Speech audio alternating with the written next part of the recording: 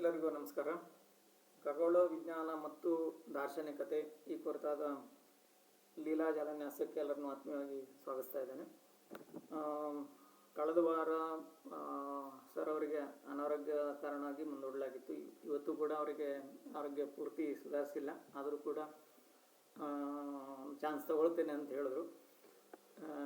ಸಹಕರಿಸಬೇಕು ಅಂತೇಳಿ ಎಲ್ಲರಿಗೂ ಕೇಳ್ಕೊಳ್ತಾ ಇದ್ದೇನೆ.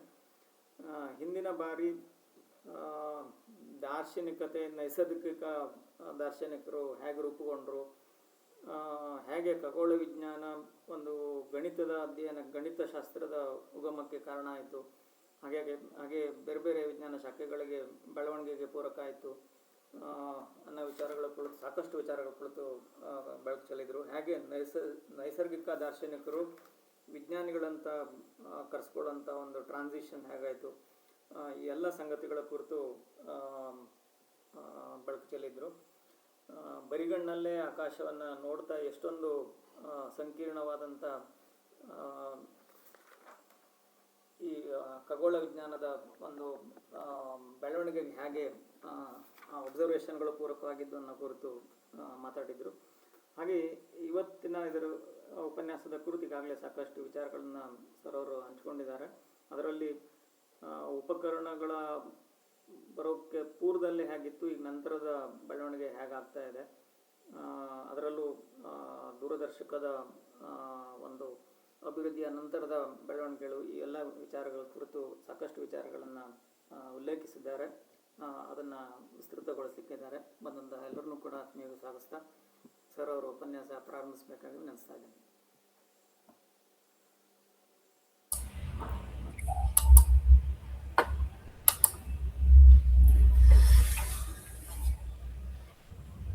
ಎಲ್ಲರಿಗೂ ಗೌರವಪೂರ್ವಕ ನಮಸ್ಕಾರ. ಇವತ್ತು ನನ್ನ ಕಂಠ ಎಲ್ಲಿವರೆಗೆ ಮಾತಾಡೋಕೆ ಅವಕಾಶ ಕೊಡುತ್ತೋ ಅಲ್ಲಿವರೆಗೂ ಮಾತಾಡೋಣ ಅಂತ ಅಂದ್ಕೊಂಡಿದ್ದೀನಿ.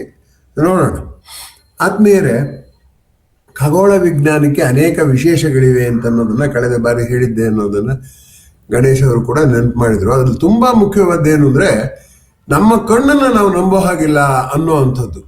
ನಮ್ಮ ಕಣ್ಣಿಗೆ ಕಾಣುವ ದೃಶ್ಯವೇ ಬೇರೆ, ತೋರಿಕೆ ಸತ್ಯ ಅಥವಾ ಆಪರೆಂಟ್ ಟ್ರೂತ್ ಅಂತಾರೆ, ಆದ್ರೆ ವಾಸ್ತವ ಸತ್ಯವೇ ಬೇರೆ. ಅದರಿಂದ ಕಣ್ಣಲ್ಲಿ ಕಂಡಿದ್ದನ್ನ ವಾಸ್ತವ ಸತ್ಯಕ್ಕೆ ಅನುವಾದ ಮಾಡ್ಕೋಬೇಕು ಅನ್ನುವಂತ ಸಂಗತಿ ಇದೆಯಲ್ಲ, ಈ ಸಂಗತಿಯನ್ನ ಅನೇಕ ಬಾರಿ ಪ್ರತಿ ಹೆಜ್ಜೆ ಹೆಜ್ಜೆಗೂ ಮಾಡಿದ್ದು ಆ ಖಗೋಳ ವಿಜ್ಞಾನವೇ. ಬೇರೆ ವಿಜ್ಞಾನಗಳಲ್ಲಿ ಮಾಡಿಲ್ಲ ಅಂತಲೂ ಅಲ್ಲ. ಈಗ ಭೌತ ವಿಜ್ಞಾನದಲ್ಲಿ ಒಂದು ಕಡ್ಡಿನ ನೀರಿನೊಳಗೆ ಇಟ್ಟರೆ ಅದು ಬಗ್ಗಿರೋ ಹಾಗೆ ಕಾಣುತ್ತೆ, ಅದು ತೆಗೆದು ನೋಡ್ರೆ ಅದು ಬಗ್ಗಿರೋದಿಲ್ಲ. ಅದರಿಂದ ಕಣ್ಣಿಗೆ ಬಾಗಿದೆ ಅಂತ ಕಾಣ್ಬಿಟ್ಟು ಅದು ಬಾಗಿದೆ ಅಂತ ನಾವು ತೀರ್ಮಾನ ಮಾಡೋ ಹಾಗಿಲ್ಲ ಅಂತ ಭೌತ ವಿಜ್ಞಾನದಲ್ಲೂ ಬಂತು. ಆದ್ರೆ ಇಲ್ಲಿ ಹಾಗಲ್ಲ. ಪ್ರತಿಯೊಂದು ಸಂಗತಿಯು ಕಾಣೋದೇ ಬೇರೆ, ಅದು ವಾಸ್ತವನೇ ಬೇರೆ. ಆದ್ರಿಂದ ಮನುಷ್ಯ ಅನ್ನೋನು ಇಂದ್ರಿಯ, ಮನಸ್ಸು, ಬುದ್ಧಿ ಮೂರು ಭಾಗವಾಗಿ ನೋಡಿದಾಗ, ಇಂದ್ರಿಯದ ಮೂಲಕ ನೋಡಿದಾಗ ಒಂದು ಹೊಳೆಯುತ್ತೆ, ಮನಸ್ಸಿನ ಮೂಲಕ ನೋಡಿದಾಗ ಒಂದು ಹೊಳೆಯುತ್ತೆ, ಬುದ್ಧಿಯಿಂದ ನೋಡಿದಾಗ ಒಂದು ಹೊಳೆಯುತ್ತೆ ಅಂತ ಆದ್ರೆ ಅವುಗಳ ಮಧ್ಯೆ ಸಾಂಗತ್ಯ ಹೊರಟೋಯ್ತಲ್ಲ, ಹೊಂದಾಣಿಕೆ ಹೊರಟೋಯ್ತಲ್ಲ.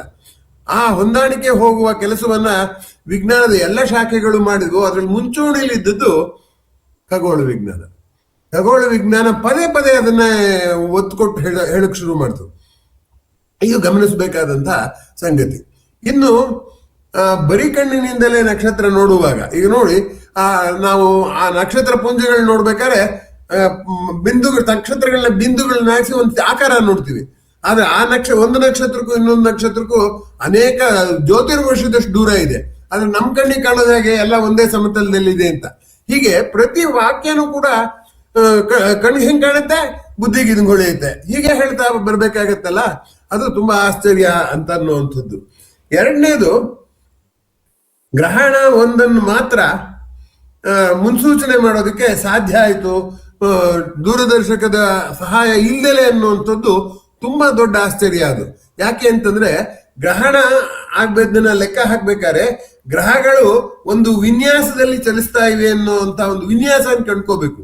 ಬರೀ ಕಣ್ಣಿಗೆ ಗ್ರಹಗಳು ಕಾಣ್ತಿರೋದೇ ಕಷ್ಟ.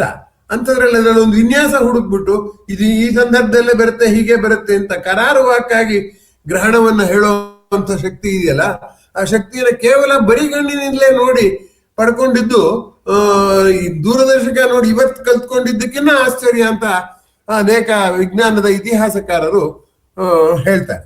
ಈಗ ನಾವು ಈ ಹಿನ್ನೆಲೆಯಲ್ಲಿ ದೂರದರ್ಶಕ ಬಂದ ಮೇಲೆ ಏನಾಯ್ತು ಅನ್ನುವಂಥದ್ದನ್ನ ನಾವು ನೋಡೋಣ. ದೂರದರ್ಶಕ ಅನ್ನೋದು ಒಂದು ಉಪಕರಣ, ದೂರದಲ್ಲಿರೋದು ಹತ್ತಿರದಲ್ಲಿ ಕಾಣೋ ಹಾಗೆ ಮಾಡುವಂತ ಉಪಕರಣ. ಈ ದೂರದರ್ಶಕ, ಸೂಕ್ಷ್ಮದರ್ಶಕ, ಮೈಕ್ರೋಸ್ಕೋಪ್, ಟೆಲಿಸ್ಕೋಪ್ ಎರಡು ಇದೆಯಲ್ಲ, ಈ ಎರಡು ಒಂದೇ ವೀಕಲ್ ನಮ್ಮನ್ನು ಕರ್ಕೊಂಡು ಹೋಯ್ತು. ಅಂದ್ರೆ ಏನಾಗುತ್ತೆ, ನೀವೆಷ್ಟು ಸಂಖ್ಯೆ ಅನ್ಕೊಂಡಿದ್ರೋ ಅದಕ್ಕಿಂತ ಹೆಚ್ಚು ಸಂಖ್ಯೆಯಲ್ಲಿ ಇದೆ ಅಂತ. ಈ ಮಾನವ ದೇಹ ಅನ್ನೋದು ಒಂದು ಅಂತ ನಾವು ಬರಿಕಣ್ಣಿಂದ ನೋಡಿ ಒಂದಕ್ಕೊಂದಕ್ಕೆ ಪೂರಕವಾಗಿ ಕೆಲಸ ಮಾಡ್ತಿರೋದ್ರಿಂದ ಮಾನವ ದೇಹ ಒಂದು ಅಂದ್ರೆ, ಸೂಕ್ಷ್ಮದರ್ಶಕ ಏನ್ ಮಾಡ್ತು, ಇಲ್ಲ 3 ಟ್ರಿಲಿಯನ್ ಜೀವಕೋಶಗಳಿವೆ, ಅವುಗಳು ಪರಸ್ಪರ ಪೂರಕವಾಗಿದೆಯೇ ಹೊರತು ಅದು ಅನೇಕ ಇದು ನನಗೆ ಸಂಖ್ಯಾ ಹೆಚ್ಚಳ ಮಾಡ್ತು ಅಂತ ಆಯ್ತು ಸೂಕ್ಷ್ಮದರ್ಶಕ. ಹಾಗೇನೆ ದೂರದರ್ಶಕನು ಸಂಖ್ಯಾ ಹೆಚ್ಚಳ ಮಾಡ್ತು. ಯಾಕೆ ಅಂತಂದ್ರೆ, ನಾವು ಯಾವ್ದಾದ್ರು ಒಂದು ನಕ್ಷತ್ರ, ಕೃತ್ತಿಕಾ ನಕ್ಷತ್ರ ಪುಂಜ ತಗೊಳ್ಳಿ. ಕೃತ್ತಿಕಾ ಅಂತ ಅನ್ನೋ ಹೆಸರು ಬಂದಿದ್ದೆ ಕಾರ್ತಿಕೇಯ ಷಣ್ಮುಖ 6 ನಕ್ಷತ್ರ ಬರೀ ಕಣ್ಣಿಗೆ ಕಾಣ್ತಿದ್ದದ್ದು.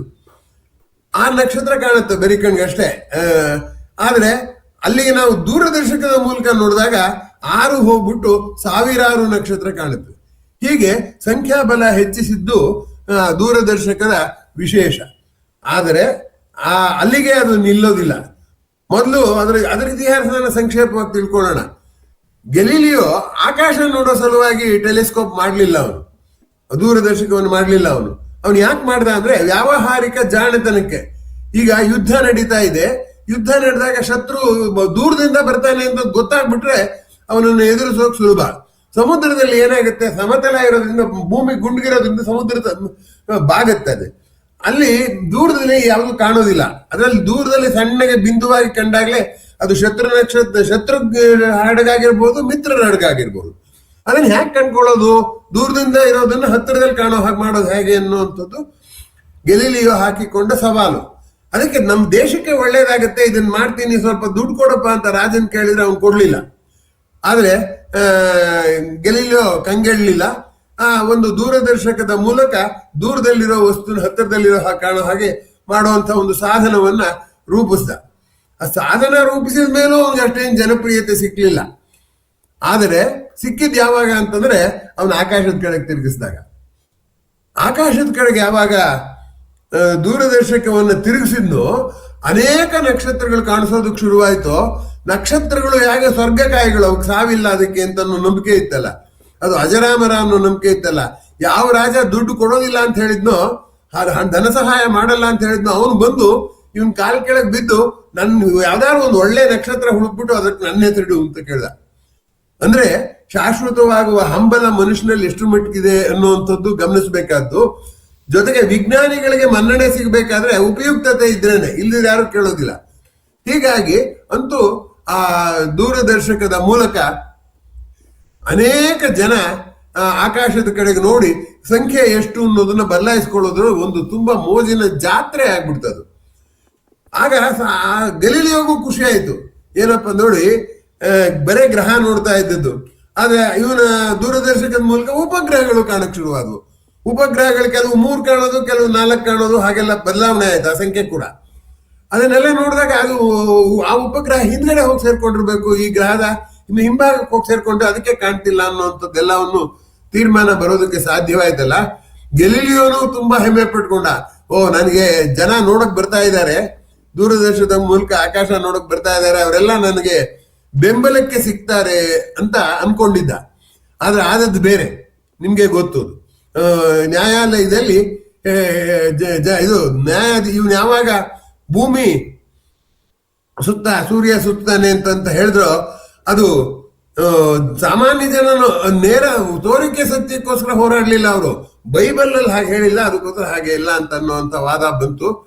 ಆಗ ಕೊನೆಗೆ ಅವನನ್ನ ಒತ್ತಡ ಹಾಕಿ, ಇಲ್ಲ ಭೂಮಿ ಸುತ್ತಾನೆ ಸೂರ್ಯ ಸುತ್ತತ್ತೆ ಅಂತ ಹೇಳು ಅಂತಂದ್ರೆ ತಿರ್ಗಾ ವಾಪಸ್ ಬರ್ತಾ ಇಳಿಯುವಾಗ ಹೇಳಿದ್ನಂತೆ, ಬಟ್ ಸ್ಟಿಲ್ ಐ ಬಿಲೀವ್, ಅದು ಹಾಗಲ್ಲ, ಭೂಮಿನೇ ಸೂರ್ಯನೇ ಸುತ್ತಿಲ್ಲ, ಭೂಮಿನೇ ತನ್ನ ನಕ್ಷತ್ರ ಸುತ್ತಿದೆ ಅಂತ ಹೇಳ್ದ. ಹೀಗೆ ಅದು ಬಿಡಿ, ಅದು ಇತಿಹಾಸ, ಅದನ್ನ ನಾನು ಹೇಳಕ್ ಹೊರಟಿಲ್ಲ. ಪ್ರಶ್ನೆ ಏನಪ್ಪಾ ಅಂತಂದ್ರೆ, ಒಂದು ಹೊಸ ಸಂಶೋಧನೆ ಹೇಗೆ ನಮ್ಮ ನಂಬಿಕೆಗಳನ್ನ ಬುಡಕ್ಕೇನೆ ಏಟ್ಕೊಟ್ಬಿಡುತ್ತೆ ಅನ್ನುವಂಥದ್ದು. ಎರಡನೇದೇನಪ್ಪಾ ಅಂತಂದ್ರೆ, ಸಂಶೋಧನೆ ಮನುಷ್ಯನ ನಂಬಿಕೆಯನ್ನ ಕಲಕಬಿಟ್ರೆ ಮತ್ತೆ ಒಂದು ವ್ಯವಸ್ಥಿತ ಸ್ಥಿತಿಗೆ ತರುವಂತ ಮಾಡ್ಬೇಕಾಗತ್ತಲ್ಲ. ಆ ಮಾಡೋದಕ್ಕೆ ಪ್ರೇರಣೆ ಕೊಟ್ಟಿದ್ದು ದೂರದರ್ಶಕ ತುಂಬಾ ವಿಶೇಷವಾಗಿ ಅನ್ನುವಂಥದ್ದನ್ನ ಗಮನಿಸ್ಬೇಕು ನಾವಲ್ಲಿ. ಹಾಗೆ ಮಾಡಿ ಅಂತೂ ನಮ್ಮ ಕಣ್ಣು ನೆಚ್ಚೋ ಹಾಗಿಲ್ಲ. ಆ ಕಣ್ಣಿಗೆ ಕರಣಕ್ಕೆ ಒಂದು ಉಪಕರಣದ ಬೆಂಬಲ ಬೇಕೇ ಬೇಕು, ಆಗ ಹೊಸ ಸತ್ಯ ಕಾಣಿಸ್ಕೊಳ್ಳುತ್ತೆ ಅನ್ನುವಂಥ ಸಂಗತಿಗಳು ಹೊರಗೆ ಬರೋದು. ಈ ವಿಜ್ಞಾನದ ಸಂಶೋಧನೆಗಳನ್ನ ಆಟೋಕೆಟಾಲಿಟಿಕ್ ಅಂತ ಕರೀತಾರೆ. ಆಟೋಕೆಟಾಲಿಟಿಕ್ ಅಂದ್ರೆ ಒಂದು ಸಂಶೋಧನೆ ಆದ್ರೆ ಇನ್ನೂ ವೇಗವಾಗಿ ಇನ್ನೂ ಹೆಚ್ಚು ಸಂಶೋಧನೆ ಆಗುತ್ತೆ. ಒಂದು ಅನುಮಾನ ಸೃಷ್ಟಿಯಾದ್ರೆ ಇನ್ನೊಂದಿಷ್ಟು ಅನುಮಾನಗಳು ಸೃಷ್ಟಿಯಾಗುತ್ತೆ, ಅನುಮಾನಗಳ ಬೆನ್ನತ್ತು ಹೋಗ್ತಾರೆ. ಹಾಗಾಗಿ ಸ್ವಯಂ ವೇಗ ವರ್ಧನೆ ಆಗುವಂತ ಗುಣ ಇದೆಯಲ್ಲ, ಅದು ವಿಜ್ಞಾನದ ಸಂಶೋಧನೆಗಳಿಗಿದೆ. ಎಲ್ಲಾ ಸಂಶೋಧನೆಗಳಿಗೂ ಸಮಾನವಾದಂತಹ ವೇಗವರ್ಧನೆ ಸಾಮರ್ಥ್ಯ ಇರೋದಿಲ್ಲ. ಈ ದೂರದರ್ಶಕಕ್ಕೆ ಮಾತ್ರ ವಿಶೇಷವಾಗಿ ಅಂಥದ್ದಿತ್ತು, ಅಂಥದ್ದಾಯ್ತು ಅನ್ನುವಂಥದ್ದು ಗಮನಿಸಬೇಕಾದ್ದು. ಈಗ ಉದಾಹರಣೆಗೆ ಭೂಮಿ ಮೇಲೆ ಒಂದು ದೂರದರ್ಶಕ ಇಟ್ಕೊಂಡು ನೋಡಿದ್ರೆ ಆಗ ಆಕಾಶ ಎಲ್ಲ ಅರ್ಥ ಮಾಡ್ಕೋಬಹುದು ಅಂತ ಅನ್ಸುತ್ತೆ. ಆದ್ರೆ ಭೂಮಿಗೆ ಒಂದು ಆವರಣ ಇದೆ, ತೆಳುವಾದ ಗಾಳಿಯ ಆವರಣ ಇದೆ. ಆ ಗಾಳಿಯ ಆವರಣದಿಂದಾಗಿಯೇ ಅನೇಕ ವಿಕೃತಿಗಳು ಆಗುತ್ತೆ, ಕೆಲವೊಂದು ಗುರುತಿಸಕ್ ಆಗೋದಿಲ್ಲ ಅಂತ. ಆಮೇಲೆ ಏನ್ ಮಾಡಿದ್ರು, ಅದಕ್ಕೋಸ್ಕರ ಇದು ಭೂಮಿ ಮೇಲೆ ನಿಂತ್ಕೊಂಡು ನೋಡಿರ್ತಾನೆ ಕಾಣದೇ ಇರೋದು, ಅದನ್ನ ಒಂದು ಉಪಗ್ರಹಕ್ಕೆ ಅಳವಡಿಸಿದ್ರೆ ಅವಾಗ ಉಪಗ್ರಹ ಯಾವಾಗ್ಲೂ ವಾಯುಮಂಡಲದ ಆಚೆನೇ ಇರುತ್ತಲ್ಲ. ಯಾಕೆ ವಾಯುಮಂಡಲದ ಆಚೆನೇ ಇರಬೇಕು? ಇಲ್ಲದೇ ಇದ್ರೆ ಘರ್ಷಣೆಯಿಂದ ಆ ಉಪಗ್ರಹ ತನ್ನ ಸುತ್ತುವ ತ್ರಿಜ್ಯವನ್ನ ಕಡಿಮೆ ಮಾಡಿ ಮಾಡಿ ಭೂಮಿ ಮೇಲೆ ಬಿದ್ದು ಬಿಡುತ್ತೆ. ಅದಕ್ಕೆ ಘರ್ಷಣಾರಹಿತವಾದಂತಹ ವಲಯ ಬೇಕಲ್ಲ, ಅದರಿಂದ ವಾಯುಮಂಡಲದಿಂದ ಆಚೆ ಇದೆ. ಹಾಗಾಗಿ ಅಲ್ಲಿಂದ ನಾವು ಜಗತ್ತನ್ನು ನೋಡಿದ್ರೆ ಹೇಗಿರುತ್ತೆ, ಭೂಮಿ ಮೇಲಿಂದ ನೋಡಿದ್ದು ಹೀಗಿದೆ, ಅಲ್ಲಿಂದ ನೋಡಿದ್ರೆ ಹೇಗಿರುತ್ತೆ ಅನ್ನೋದು ಒಂದು ಕವಲಾದ್ರೆ, ಇನ್ನೊಂದು ಕವಲು ನಾವು ಕಣ್ಣಿಗೆ ಕಾಣೋ ಬೆಳಕನ್ನ ಬೆಳೆಸ್ತಾ ಇದ್ದೀವಿ.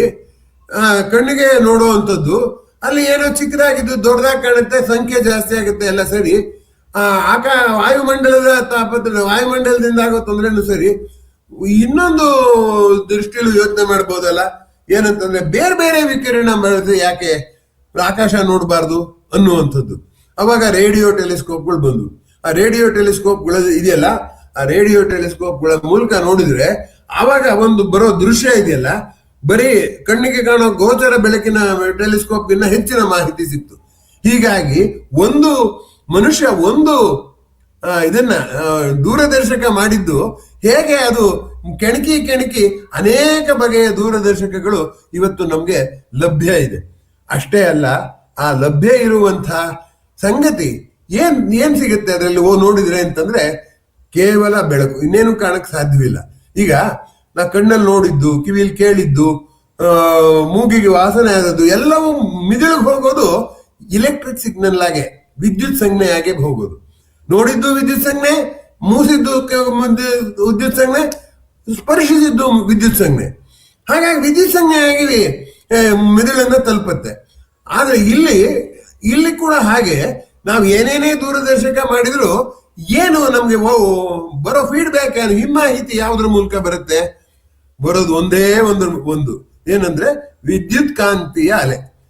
ಶಬ್ದ ಕೂಡ ಬರಲ್ಲ, ಯಾಕೆಂದ್ರೆ ಮಧ್ಯ ಶೂನ್ಯ ಇದೆ, ಶೂನ್ಯ ದಾಟಿ ಶಬ್ದ ಬರೋದು ಕಷ್ಟ. ಮೋಡದಲ್ಲಿ ಇದೆ, ವಾಯುಮಂಡಲದಲ್ಲಿ ಬರುತ್ತೆ, ಇನ್ನು ಅದ್ರ ಆಚೆ ಇನ್ನೊಂದು ನಕ್ಷತ್ರ ಸಿಡಿದ್ರು ಕೂಡ ಅದ್ರ ಶಬ್ದ ನಮ್ಗೆ ಕೇಳೋ ಸಾಧ್ಯತೆ ಇಲ್ಲ.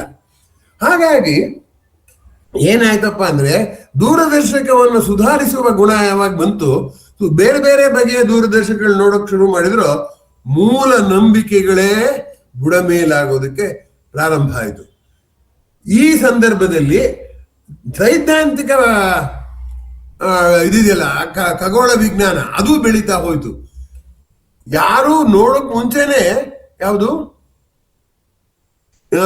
ಎಂಥದ್ದು ಯಾರು ನೋಡೋಕ್ ಮುಂಚೆನೆ ಕೃಷ್ಣ ರಂಧ್ರ ಅಥವಾ ಕಪ್ಪು ಕುಳಿ ಅಂತಾರಲ್ಲ, ಬ್ಲ್ಯಾಕ್ ಹೋಲ್ ಅಂತಾರಲ್ಲ, ಅದು ಇದೆ ಅನ್ನೋದನ್ನ ಸೈದ್ಧಾಂತಿಕವಾಗಿ ಹೇಳಿದ್ರು. ಆಮೇಲೆ ಪ್ರಯೋಗದಿಂದ ಅದನ್ನ ಹೌದು ಅದಿರೋದು ನಿಜ ಅಂತ ಅನ್ನೋದನ್ನ ಖಾತ್ರಿಪಡಿಸಲಾಯ್ತು. ಆದ್ರೆ ಆ ಬ್ಲ್ಯಾಕ್ ಹೋಲ್ ಹೋದ್ ಯಾವ್ದು ಬೆಳಕು ಕೂಡ ಈಚೆಗೆ ಬರಲ್ಲ, ಬೆಳಕನ್ನು ಹೀರ್ಕೊಂಡು ಕೂತ್ಕೊಂಡ್ಬಿಡುತ್ತದು. ಹಾಗಾದ್ರೆ ಅದಿದೆ ಅಂತ ಹೆಂಗ್ ಗೊತ್ತಾಯ್ತು ಅಂತಂದ್ರೆ, ಆ ಬ್ಲ್ಯಾಕ್ ಹೋಲ್ ಹೀರಿಕೊಳ್ಳುವಾಗ, ಒಂದು ನಕ್ಷತ್ರವನ್ನು ಒಂದು ಆಕಾಶಕಾಯವನ್ನು ಹೀರ್ಕೊಳ್ಳುವಾಗ ಅದು ಎಷ್ಟು ವೇಗದಲ್ಲಿ ಹೀರ್ಕೊಳ್ಳುತ್ತೆ ಅಂದ್ರೆ ಆ ವೇಗವೇ ವಿಕಿರಣವನ್ನು ಹೊರಸೂಸುತ್ತೆ. ಅಂದ್ರೆ ಕಪ್ಪು ಕುಳಿಗೆ ಹೋಗೋ ಮುಂಚೆನೇ ವಿಕಿರಣಗಳು ಬಿಡುಗಡೆ ಆಗುತ್ತೆ. ಆ ವಿಕಿರಣಗಳು ಭೂಮಿಗೆ ತಲುಪುತ್ತೆ ಅನ್ನೋ ದೃಷ್ಟಿಯಿಂದ ಈ ಸಿದ್ಧಾಂತದಲ್ಲಿ ಮತ್ತೆ ಅದರಲ್ಲಿ ಪ್ರಯೋಗದಲ್ಲಿ ಎರಡರಲ್ಲೂ ಕೂಡ ಖಗೋಳ ವಿಜ್ಞಾನ ತುಂಬಾ ದಾಪುಗಾಲು ಹಾಕಕ್ ಶುರು ಮಾಡ್ತು. ಕರ್ಣದಲ್ಲಿ ಇಂದ್ರಿಯಗಳ ಮೂಲಕ ಕುಂಟ್ಕೊಂಡು ಹೋಗ್ತಿತ್ತು. ಈ ಉಪಕರಣದ ಕುದುರೆ ಯಾವಾಗ ಸಿಕ್ತೋ ಅವಾಗ ವೇಗವಾಗಿ ಹೋಗೋದಕ್ಕೆ ಪ್ರಾರಂಭ ಮಾಡ್ತು. ಹಾಗಾಗಿ ವೇಗ ಹೆಚ್ಚಿತು, ಮಾಹಿತಿ ಹೆಚ್ಚಿತು. ಇನ್ನೂ ಒಂದು ಆಶ್ಚರ್ಯ ಗಮನಿಸಿ, ಏನಪ್ಪಾ ಅಂದ್ರೆ ಏನೇ ಮಾಡಿದ್ರು ನಿಮ್ಗೆ ಖಗೋಳ ವಿಜ್ಞಾನ ಯಾವ ದೂರದರ್ಶಕ ನೋಡಿದ್ರು ಸಿಗೋದು ಒಂದೇ ಸಾಮಗ್ರಿ. ಆವಾಗಲೇ ಹೇಳಿದಾಗ ವಿದ್ಯುತ್ ಸಂಜ್ಞೆ ಇದ್ದಾಗ ಇಲ್ಲಿ ವಿದ್ಯುತ್ ಕಾಂತೀಯ ಅಲೆಗಳು ಮಾತ್ರ ಸಿಗುತ್ತೆ.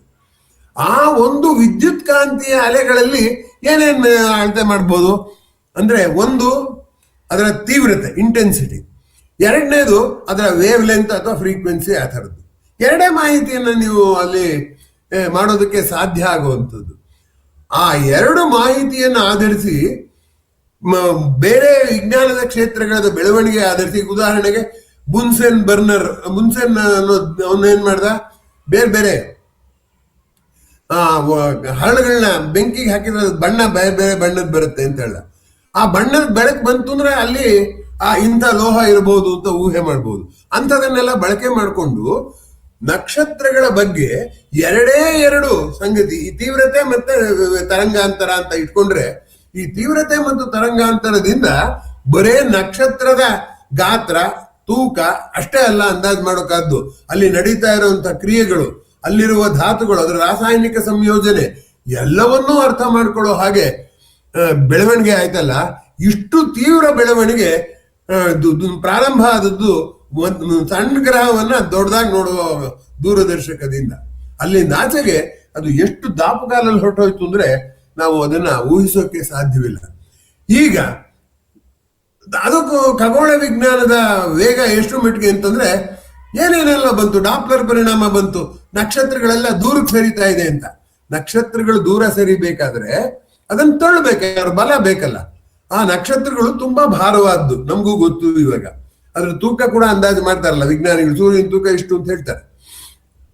ಅಷ್ಟು ತೂಕವಾದದ್ದನ್ನ ಅಷ್ಟು ವೇಗವಾಗಿ ತಳ್ಳೋದಕ್ಕೆ ಎಲ್ಲಿಂದ ಬರುತ್ತೆ ಶಕ್ತಿ ಅನ್ನೋ ಪ್ರಶ್ನೆ ಬಂತು.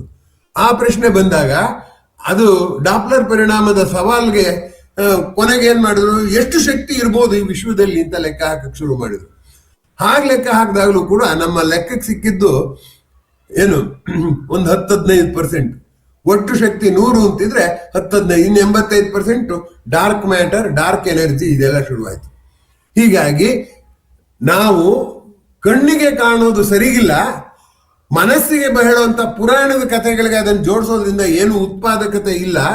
ಆದ್ರೆ ದೂರದರ್ಶಕ ಮಾಡಿದ್ರಿಂದ ಹೆಚ್ಚು ಮಾಹಿತಿ ಬಂದಿದ್ರಿಂದ ಆ ಮಾಹಿತಿಯನ್ನ ಏನಾದ್ರೂ ಮಾಡ್ಬಿಟ್ಟು ಮಾಹಿತಿನ ಹೆಚ್ಚಾಗಿ ತಿಳ್ಕೊಂಡು ಆಕಾಶ ಕಾಯಿಗಳು, ಸ್ವರ್ಗ ಕಾಯಿಗಳು ಅಲ್ಲ ಈಗ ಅವು, ಆಕಾಶ ಕಾಯಿಗಳ ಬಗ್ಗೆ ತಿಳಿಯೋಣ, ಅವುಗಳ ಹುಟ್ಟು ಸಾವುಗಳ ಬಗ್ಗೆ ತಿಳಿಯೋಣ ಅಂತ ಹೋದ್ರೆ ಎಂಥ ಆಶ್ಚರ್ಯಕ್ಕಾದಿತ್ತು ನಮ್ಗೆ ಅಂತಂದ್ರೆ, ನಮ್ಮ ಬುದ್ಧಿಗೂ ಕೂಡ ಎಟಕದೇ ಇರೋವಂಥದ್ದಿದೆ ಅಂತಾಯ್ತು. ಸೊ ಇಂದ್ರಿಯಗಳ ನೆಚ್ಚಿಗೆ ಇಲ್ಲ, ಬುದ್ಧಿ ನೆಚ್ಚಿಗೆ ಅಂದ್ರೆ ಬುದ್ಧಿಯೂ ನೆಚ್ಚಿಗೆ ಇಲ್ಲ ಅನ್ನುವಂಥದ್ದಾಯ್ತು. ಮನುಷ್ಯರಿಗೆ ಹುಟ್ಟು ಸಾವು ಇದೆ ಅಂತ ಯೋಚನೆ ಮಾಡಿದ್ದೇನೆ, ಪ್ರಶ್ನೆ ಮಾಡ್ಕೊಂಡು ಚರ್ಚೆ ಮಾಡ್ಕೊಂಡು ಕೂತಿರುವಾಗ ನಕ್ಷತ್ರಗಳಿಗೂ ಕೂಡ ಹುಟ್ಟು ಸಾವು ಇದೆ ಅನ್ನುವಂಥದ್ದು ಗೊತ್ತಾಯ್ತು.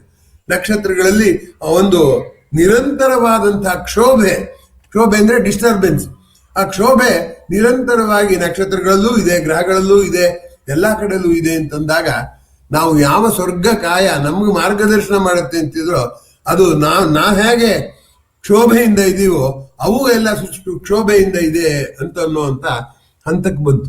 ಹೀಗಾಗಿ ಮಾಹಿತಿಯ ಮಹಾಪೂರ ಖಗೋಳ ವಿಜ್ಞಾನದಲ್ಲಿ ಆಸ್ಫೋಟನಗೊಂಡ್ಬಿಡ್ತು, ಎಕ್ಸ್ಪ್ಲೋಡ್ ಆಯ್ತು. ಅದನ್ನ ನಿಧಾನವಾಗಿ ಚುಚ್ಚುರೆ ಮಾಹಿತಿ ತಿಳ್ಕೊಂಡು ಅಂತಾನು ಹೇಳಕ್ಕಾಗಲ್ಲ. It is explosion of data. ಹಾಗೆ ನಾವು ಅರ್ಥ ಮಾಡ್ಕೋಬೇಕಾಗುತ್ತೆ. ಹಾಗೆ ಯಾವಾಗ ನಾವು ಆ ಎಕ್ಸ್ಪ್ಲೋಷನ್ ಆಫ್ ಡೇಟಾ ಗಮನಿಸಿದ್ವೋ ಆಗ ನಮ್ಮ ಮೂಲಭೂತ ನಂಬಿಕೆಗಳೆಲ್ಲವೂ ಬದಲಾದ್ರಿಂದ ದಾರ್ಶನಿಕ ದೃಷ್ಟಿಕೋನವೇ ಬದಲಾಗಕ್ಕೆ ಶುರುವಾಯಿತು. ಅಂದ್ರೆ ಏನಾಯ್ತು, ಮನುಷ್ಯ ಜೀವನ ಅಂದ್ರಿಷ್ಟು, ನಾನು ಅಂದ್ರಿಷ್ಟು, ಪ್ರಕೃತಿ ಅಂದ್ರಿಷ್ಟು ಎಲ್ಲವನ್ನು ಇಂದ್ರಿಯಗಳು ತಿಳ್ಕೊತಿದ್ದೆ, ಬುದ್ಧಿಲಿ ತಿಳ್ಕೊತೀನಿ ಅಂದ್ರೆ ಬುದ್ಧಿಗೂ ಇತಿಮಿತಿ ಇದೆ ಅನ್ನುವ ಮಟ್ಟಕ್ಕೆ ಆ ಮಾಹಿತಿಗಳು ದಾರ್ಶನಿಕರಿಗೆ ಸವಾಲಾಗು. ನಾನು ಹೇಳಿದ ಹಾಗೆ ನ್ಯಾಚುರಲ್ ಫಿಲಾಸಫರ್ ಅನ್ನುವಾಗ ನೈಸರ್ಗಿಕ ದಾರ್ಶನಿಕರು ಬರೇ ಕಣ್ಣಿಂದ ಕಂಡದ್ದು ಅದನ್ನ ಮನಸ್ಸಿನಲ್ಲಿ ಅಲ್ಲಿ ಚಿತ್ರಣ ಮಾಡ್ಕೊಂಡ್ಬಿಡೋದು, ಯಾವ್ದದ್ದು ಆ ನಕ್ಷತ್ರ ವಿನ್ಯಾಸ ಕಂಡ್ಕೊಂಡ್ಬಿಡೋದು, ಅದಕ್ಕೇನೋ ಕತೆ ಕಟ್ಟೋದು ಅನ್ನೋ ಹಂತದಲ್ಲಿ ಇದ್ದದ್ದು ಈಗ ಮೂಲಭೂತ ಪ್ರಶ್ನೆಗಳನ್ನೇ ಹಾಕ್ಬೇಕಾಗಿ ಬಂತು. ಇದ್ರ ಮಧ್ಯೆ ಬೇರೆ ವಿಜ್ಞಾನದ ಬೇರೆ ಕ್ಷೇತ್ರಗಳಲ್ಲಿ ಬಂದಿರೋ ಮಾಹಿತಿಯನ್ನ ಖಗೋಳ ವಿಜ್ಞಾನಕ್ಕೆ ವಿಸ್ತಾರ ಮಾಡೋದಕ್ಕೆ ಪ್ರಾರಂಭ ಮಾಡಿದ್ರು. ಖಗೋಳ ವಿಜ್ಞಾನದಲ್ಲೇ ಮಾಹಿತಿ ಆಸ್ಫೋಟ ಆಗಿತ್ತು, ಬೇರೆ ಕ್ಷೇತ್ರಗಳೆಲ್ಲ ಅದನ್ನ ವಿಜ್ಞಾನನ ಸಂಗತಿಗಳನ್ನ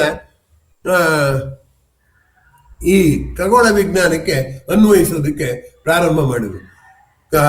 ಸೂರ್ಯ ಅಂದ್ರೆ ಬೆಂಕಿ ಉಂಡೆ ಅಂತ ಇದ್ದಾಗ ಅದು ಸೂರ್ಯನಲ್ಲಿ ಆಗ್ತಾ ಇರೋದು ರಾಸಾಯನಿಕ ಕ್ರಿಯೆ ಅಲ್ಲ, ನ್ಯೂಕ್ಲಿಯರ್ ಕ್ರಿಯೆ ಅಂತ ನಮ್ಗೆ ಅರ್ಥ ಆದ್ದು ಮೊದಲು ನಾವು ನ್ಯೂಕ್ಲಿಯರ್ ಕ್ರಿಯೆ ಭೂಮಿ ಮೇಲೆ ಮಾಡಿದ್ಮೇಲೆ. ಹೀಗಾಗಿ ಎಲ್ಲಿವರೆಗೂ ಹೋಯ್ತು ಅಂದ್ರೆ ಹೀಲಿಯಂ ಅನ್ನೋ ಪದಾನೇ ಹೀಲಿಯೋಸ್ ಅನ್ನೋದ್ರಿಂದ ಬಂದದ್ದಾದ್ರಿಂದ ಅನೇಕ ಧಾತುಗಳನ್ನ ಪತ್ತೆ ಹಚ್ಚೋಕ್ ಕೂಡ ಆಕಾಶಕಾಯಗಳನ್ನ ಬಳಕೆ ಮಾಡ್ಕೊಳ್ಳೋ ಹಾಗಾಯ್ತು ಅನ್ನುವಂಥದ್ದು ಒಂದಾದ್ರೆ, ಈಚೆಗೆ 20ನೇ ಶತಮಾನದಲ್ಲಿ ಕ್ವಾಂಟಮ್ ವಿಜ್ಞಾನ ಬಂದ ಮೇಲೆ ಯಾವ ವಿಜ್ಞಾನ ಕ್ಲಾಸಿಕಲ್ ಮೆಕ್ಯಾನಿಕ್ಸ್ ಅಂತ ಕರೆದು ವಿಶಿಷ್ಟ ವಿಜ್ಞಾನ ಇದ್ದಲ್ಲ, ಅದು ಸ್ಪಷ್ಟ ಚಿತ್ರಣವನ್ನು ಕೊಡ್ತಿತ್ತೋ ಎಲ್ಲವೂ ಮುಸುಕಾಗಕ್ಕೆ ಶುರುವಾಯಿತು. ಅದು ಭೌತ ಕ್ಷೇತ್ರದಲ್ಲಿ, ಭೌತ ವಿಜ್ಞಾನ ಕ್ಷೇತ್ರದಲ್ಲಿ ಆದಂಥ ಕ್ರಾಂತಿಕಾರ ಬದಲಾವಣೆ. ಆದರೆ ಆದಾಗ್ಲೂ ವಿಜ್ಞಾನಿಗಳು ಏನಂತ ಭಾವಿಸಿದ್ರು ಅಂದ್ರೆ ಇದು micro world, atomic world, micro world, pico world ಅನ್ನೋದು ಇನ್ನೂ ವಾಸಿ. ಪೈಕೋ ಅಂದ್ರೆ 10⁻⁻12 ಅಗೋಚರವಾದಂತ ಸಣ್ಣ ಕಣಗಳೇನೋ ಮಾಡ್ಕೊಳ್ತವೆ, ಅದಕ್ಕೆ ಸಂಬಂಧಪಟ್ಟಿದ್ದು ಅಂತ ಅಲ್ಲಿಗೆ ಸೀಮಿತಗೊಳಿಸಿದಂಥ ಸಂಗತಿಯನ್ನು ನಾವು ವಿಜ್ಞಾನದ ಇತಿಹಾಸದಲ್ಲಿ ಗಮನಿಸಬಹುದು. ಹಾಗಾಗಿ ಬೋಸಾನ್ ಅನ್ನೋದನ್ನ ಕಂಡಿಡಿದಾಗ ಗಾಡ್ ಪಾರ್ಟಿಕಲ್ ಅಂತೆಲ್ಲ ಕರೆದ್ರು. ಹೀಗಾಗಿ ವಿಜ್ಞಾನ, ಭೌತಶಾಸ್ತ್ರದ ವಿಜ್ಞಾನದಲ್ಲಿ ಅಗೋಚರ ಕಿರು ಕಣ ಪರಮಾಣುವಿನ ಚೂರುಗಳು, ಅವು ಆ ಪರಮಾಣುವಿನ ಚೂರುಗಳನ್ನ ವಿವರಿಸುವಂತ ಮಾಹಿತಿ ಸಂಗ್ರಹ ಆದದ್ದು ಇದ್ದಕ್ಕಿದ್ದ ಹಾಗೆ ಆಕಾಶಕಾಯಗಳ ಅಧ್ಯಯನಕ್ಕೂ ಶುರು ಮಾಡಿಬಿಟ್ರು. ಕ್ವಾಂಟಮ್ ಫಿಸಿಕ್ಸ್ನ ಆಸ್ಟ್ರಾನಮಿಗೆ ಅನ್ವಯಿಸೋದಕ್ಕೆ ಪ್ರಾರಂಭ ಮಾಡಿದ್ರು. ಅದಂತೂ ವಿಚಿತ್ರವಾದ ತಿರುವು. ಆ ತಿರುವಿನಿಂದ ಆದಂತ ಸಂಗತಿಗಳು ಎಷ್ಟಪ್ಪ ಅಂದ್ರೆ ತುಂಬಾ. ಈಗ ನನ್ನ ಕಾಲದ ಮಿತಿಯಿಂದ ನಾನು ಅದೆಲ್ಲ ಪೂರ್ತಿ ಇತಿಹಾಸ ನನಗೆ ಗೊತ್ತಿರೋದೆಲ್ಲ ಹೇಳಕ್ ಹೊರಟಿಲ್ಲ.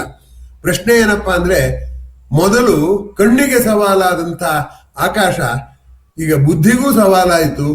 ಬುದ್ಧಿಯಿಂದ ಕಂಡ್ಕೊಳ್ಳೋಣ ಅಂದ್ರೆ ಬುದ್ಧಿಗೂ ತರ್ಕಕ್ಕೂ ಒಂದು ಮಿತಿ ಇದೆ ಅನ್ನೋದನ್ನು ಕೂಡ ಭೂಮಿ ಮೇಲಿರೋ ಕಣಗಳೇ ತೋರಿಸಿದ್ವು.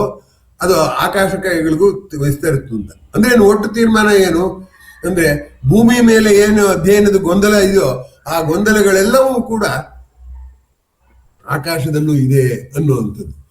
ಎಷ್ಟು ಶಬ್ದಗಳು, ಶೂನ್ಯ, ವ್ಯಾಕ್ಯೂಮ್ ಅನ್ನೋ ಪದ ತಗೊಳ್ಳೋಣ. ವ್ಯಾಕ್ಯೂಮ್ ಅಂದ್ರೆ ಏನು? ನಾವು ಅನ್ಕೊಂಡಿದ್ದು ವ್ಯಾಕ್ಯೂಮ್ ಅಂದ್ರೆ ಅಲ್ಲಿ ಯಾವ ಪರಮಾಣುಗಳು ಇರೋದಿಲ್ಲ, ಅದು ಬರೀ ಖಾಲಿ ಅಂತ. ಪರಮಾಣುಗಳು ಇರೋದಿಲ್ಲ. ಆದ್ರೆ ಪರಮಾಣುಗಳು ಇಲ್ಲದೆ ಇದ್ರು ವಿದ್ಯುತ್ ಕಾಂತೀಯ ಕ್ಷೇತ್ರ ಇರ್ಬೋದಲ್ಲ, ಎಲೆಕ್ಟ್ರೋಮ್ಯಾಗ್ನೆಟಿಕ್ ಫೀಲ್ಡ್ ಇರ್ಬೋದು, ಗ್ರಾವಿಟೇಷನಲ್ ಫೀಲ್ಡ್ ಇರ್ಬೋದು. ಅದರ ಕ್ಷೇತ್ರಗಳು ಶೂನ್ಯದಲ್ಲಿ ಇರ್ಬೋದು, ಸಾಧ್ಯತೆ ಇದೆ ಅಂತ ಆದ್ರೆ ಶೂನ್ಯವನ್ನೇ ಮತ್ತೆ ಮರುಪರಿಶೀಲನೆ ಮಾಡ್ಬೇಕಾಗಿ ಬಂತು. ಶೂನ್ಯವನ್ನೇ ಮರುಪರಿಶೀಲನೆ ಮಾಡಕ್ ಹೋದ್ರೆ ಆ ಆಕಾಶಕಾಯಗಳ ಮಧ್ಯೆ ಶೂನ್ಯ ಇದೆ, ಅಲ್ಲಿ ನಡೆಯೋ ವಿದ್ಯಮಾನ ಏನು ಅನ್ನುವಂಥ ಪ್ರಶ್ನೆ ಕೂಡ ಬರುತ್ತೆ. ಹೀಗಾಗಿ ಅನೇಕ ಸಂಗತಿಗಳು ಮಾನವನ ಗ್ರಹಿಕೆಗೆ ಕಣ್ಣು ಮುಚ್ಚಾಲೆ ಆಡಕ್ ಶುರು ಮಾಡ್ತಲ್ಲ, ಆ ಕಣ್ಣು ಮುಚ್ಚಾಲೆ ಶಾಕಿಂಗ್ ಆಗಿ ಅಂದ್ರೆ ನಮ್ಮ ನಂಬಿಕೆಯ ಬುಡಕ್ಕೆ ಏಟ್ ಹಾಕೋ ಹಾಗೆ ಮಾಡಿದ್ದು ವಾಸ್ತವವಾಗಿ ಖಗೋಳ ವಿಜ್ಞಾನ. ಯಾವುದನ್ನ ಕಣ್ಣಿಗೆ ಕಾಣದೇ ಇರುವಂತ ಕಣಗಳಲ್ಲಿ ಅದನ್ನ ಕಂಡುಕೊಂಡು ಆಶ್ಚರ್ಯನ, ಬುದ್ಧಿಗೂ ಗ್ರಹಿಸಕ್ ಆಗದೆ ಇರುವಂತ ಆಶ್ಚರ್ಯನ ಅದು ದೊಡ್ಡ ಕಣ್ಣು ಗ್ರಹಿಸಲಾರದಂತ ಬೃಹತ್ ಕಾಯಿಗಳಿಗೂ ಕೂಡ ಅನ್ವಯ ಆಗುತ್ತೆ ಅಂತ ಅನ್ನೋದು ನೋಡಿದ್ರೆ, ನಮ್ಮ ಒಬ್ರು ಸ್ನೇಹಿತರು ಹೇಳೋರು ಏನಪ್ಪಾ ಅಂತಂದ್ರೆ, ನಾನು ಜಾಣನ್ನೇ ದಡ್ಡ ಅಂತ ಪ್ರೂವ್ ಮಾಡ್ತೀನಿ ಅಂತ. ಹೇಗೆ ಅಂತಂದ್ರೆ, ಈ ಪ್ರಪಂಚ ಯಾವ್ದ್ರಿಂದ ಆಗಿದೆಯಪ್ಪ?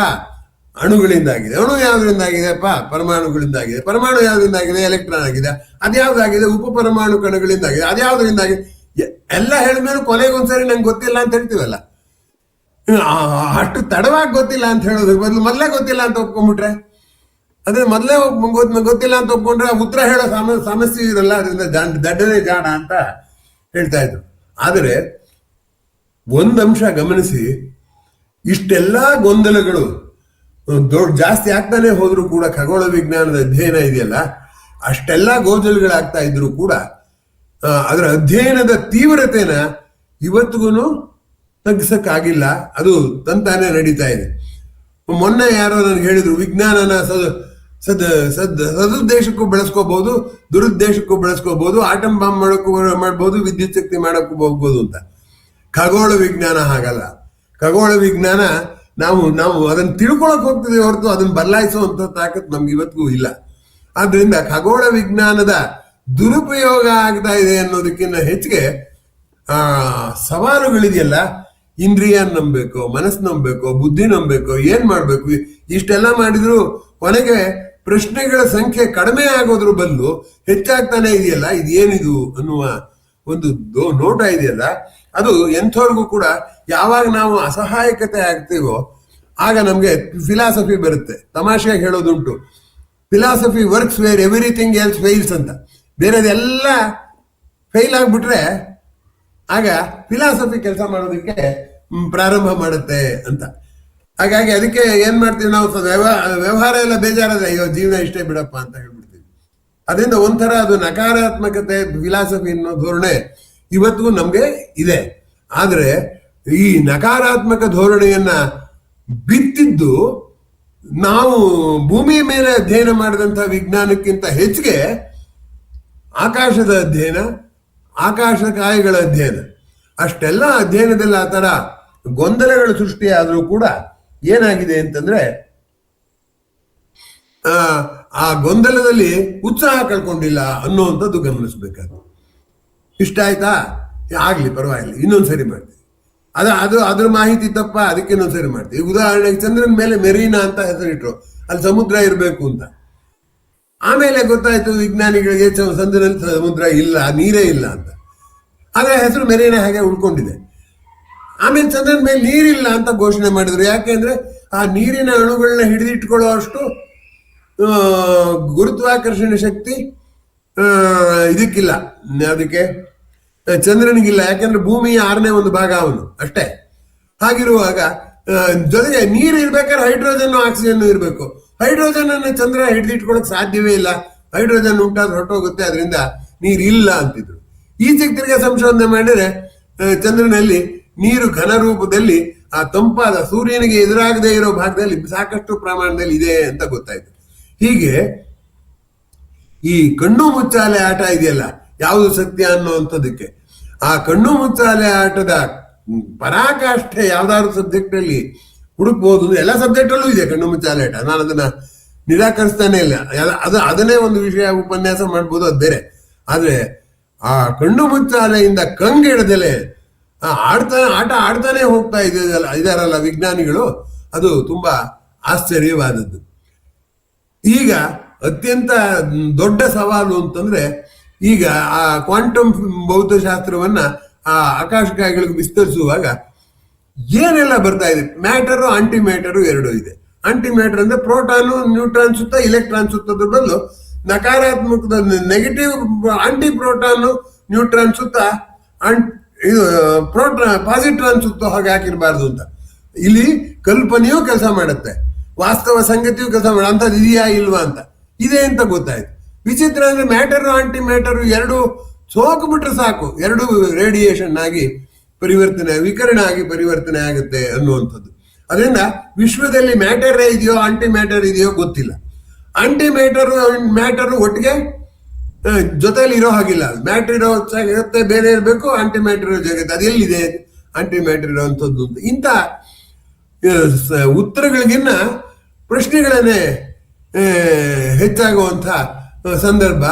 ಯೋಚಿಸಿದಷ್ಟು ಹೊತ್ಕೊಂತೈತೆ ಯೋಚನೆಗೊಂದು ಹೊಸ ಸಾಣೆ ಅನ್ನುವಂಥ ಸಂಗತಿ. ಅದರಿಂದಲೇ ಇರಬಹುದು ಬೇರೆ ವಿಜ್ಞಾನಗಳನ್ನ ಅಧ್ಯಯನ ಮಾಡಿರುವಂತಹ ಪರಿಣತರಿಗಿಂತ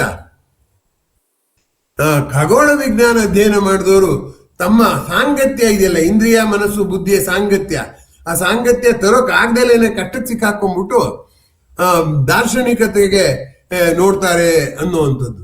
ದಾರ್ಶನಿಕತೆ ಅಂದ್ರೆ ಏನ್ ಹಾಗಾದ್ರೆ? ದಾರ್ಶನಿಕತೆ ಅಂದ್ರೆ ಏನು ಅಂದ್ರೆ, ಮನುಷ್ಯ ತಾನು ಮಾಡಿದ ಸಾಧನೆಯನ್ನ ಮೆಚ್ಕೋತಾನೆ, ತಾನು ಮಾಡಲಾರದ್ದಕ್ಕೆ ವ್ಯಥೆ ಪಡ್ತಾನೆ. ನನ್ನ ಕೈಲಿ ಆಗ್ಲಿಲ್ಲ ಹಾಗೆ ಅಂತ. ಆದ್ರೆ ಈ ಖಗೋಳ ವಿಜ್ಞಾನದ ಅಲ್ಲಿ ಬರುವಂತ ಸಂಗತಿ ಹಾಗಲ್ಲ. ನಾವು ನಮ್ಮ ಇತಿಮಿತಿಯಲ್ಲಿ, ಮಾನವ ದೇಹದ ಶಾಂತ ಇತಿಮಿತಿಯಲ್ಲಿ ಶಾಂತವಾಗಿ ನೋಡೋಕ್ಕೂ ಹೋಗ್ತೀವಿ. ಆ ಶಾಂತದ ಅಳತೆಯಲ್ಲೇ ಅನಂತವನ್ನ ಕೂಡ ಅರ್ಥ ಮಾಡೋಕೆ ಪ್ರಯತ್ನ ಪಡ್ತೀವಿ. ಆಗದಿದ್ದು ಬೇಡ, ತಪ್ಪಾಗತ್ತ ಆಗ್ಲಿ, ಅದನ್ನ ಇನ್ನೊಂದು ತಿದ್ಕೋತೀವಿ ಅನ್ನುವಂಥದ್ದು. ಹಾಗಾಗಿ ಅದಮ್ಯ ಜೀವನೋತ್ಸಾಹ ನಮಗೆ ಬರಬೇಕು ಅಂತ ನಾವೇನಾದ್ರು ಅಂದ್ಕೊಂಡ್ರೆ ಖಗೋಳ ವಿಜ್ಞಾನವನ್ನ ಅಥವಾ ಬೇರೆ ವಿಜ್ಞಾನದ ಯಾವುದೇ ಶಾಖೆಯನ್ನು ಓದ್ದಾಗ ಬರುವಂಥದ್ದು. ಕುತೂಹಲ ಸಂಗತಿ ಅಂದ್ರೆ ಬೇರೆ ವಿಜ್ಞಾನ ಓದೋರಲ್ಲೂ ದಾರ್ಶನಿಕರಿದ್ದಾರೆ. ಈಗ ಪ್ಲಾಂಕ್ ಇದ್ದಾನೆ, ಶ್ರೆಡಿಂಗರ್ ಇದೆ, ಅವರೆಲ್ಲ ಇದ್ರ ಬಗ್ಗೆನೂ ಬರೀತಾರೆ. ಯಾವ್ದ್ರ ಬಗ್ಗೆ? ದಾರ್ಶನಿಕತೆ ಬಗ್ಗೆ ಬರೀತಾರೆ. ಅಂದ್ರೇನು, ನಮಗೆ ಗೊತ್ತಾಗದೇ ಇರೋದು ಒಂದು ಆಶ್ಚರ್ಯವೇ, ಗೊತ್ತಾಗೋದು ಒಂದು ಆಶ್ಚರ್ಯವೇ. ಅದನ್ನ ಮನುಷ್ಯನ ಎರಡು ಆಶ್ಚರ್ಯಗಳು. ಒಂದು, ತಾನು ಕಂಡ್ಕೊಂಡಿದ್ದೇನು, ನನಗೆ ಇಷ್ಟೇ ಗೊತ್ತಿದ್ದು ಎಷ್ಟೊಂದು ಕಂಡ್ಕೊಂಡೆ ಅಂತ, ಅದು ಒಂದು ಆಶ್ಚರ್ಯ. ಇಷ್ಟು ಪ್ರಯತ್ನ ಮಾಡಿದ್ರೆ ಇನ್ನೂ ಕಂಡ್ಕೊಳಕ್ ಆಗಿಲ್ವಲ್ಲ ಅನ್ನೋದು ಒಂದು ಆಶ್ಚರ್ಯ. ಅದರಿಂದ ನಾನು ಯಾವಾಗಲೂ ಹೇಳ್ತಿದ್ದೆ, ಕಲಿಕೆಯಲ್ಲಿ ಸೋಲು ಅಂತ ಇಲ್ಲ. ಕಲಿಕೆಯಲ್ಲಿ ಗೆಲುವು ಆಶ್ಚರ್ಯವೇ, ಸೋಲು ಆಶ್ಚರ್ಯವೇ. ಅದನ್ನೇ ದಾರ್ಶನಿಕತೆ ಅಂತ ನಾನು ಹೇಳುವಂಥದ್ದು. ಈ ಸೋಲು ಎಷ್ಟು ಸೋಲಾಗಿದೆ, ಎಷ್ಟು ತಿದ್ದುಪಡಿಯಾಗಿದೆ ಖಗೋಳ ವಿಜ್ಞಾನದಲ್ಲಿ ಅಂತಂದ್ರೆ, ಅದಕ್ಕೆ ಹೇಳ್ತಾರೆ ಅತ್ಯಂತ ಯಾವುದು ನವೀನವಾದಂಥ ವಿಜ್ಞಾನದ ಅಧ್ಯಯನ ಯಾವುದು ಅಂದ್ರೆ ಖಗೋಳ ವಿಜ್ಞಾನ ಅಂತ. ಅತ್ಯಂತ ಪ್ರಾಚೀನವಾದ ವಿಜ್ಞಾನ ಯಾವುದು ಅಂದ್ರೆ ಅದು ಖಗೋಳ ವಿಜ್ಞಾನ ಅಂತ ಹೇಳ್ತಾರೆ.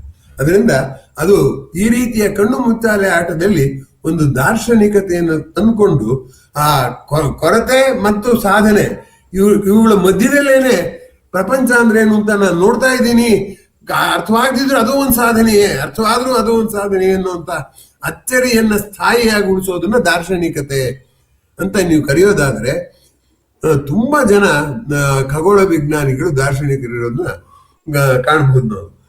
ವಾಸ್ತವವಾಗಿ ಕುವೆಂಪು ಅವರು ನಮ್ಮ JR ಲಕ್ಷ್ಮಣ್ ರಾವ್ ಅವ್ರನ್ನೆಲ್ಲ ಕರೆದು ಹೇಳಿದ್ರಂತೆ, ನಮ್ಮ ಜನ ಇದನ್ನು ಎಲ್ಲ ಓದೋ ಹಾಗಾಗ್ಬೇಕು.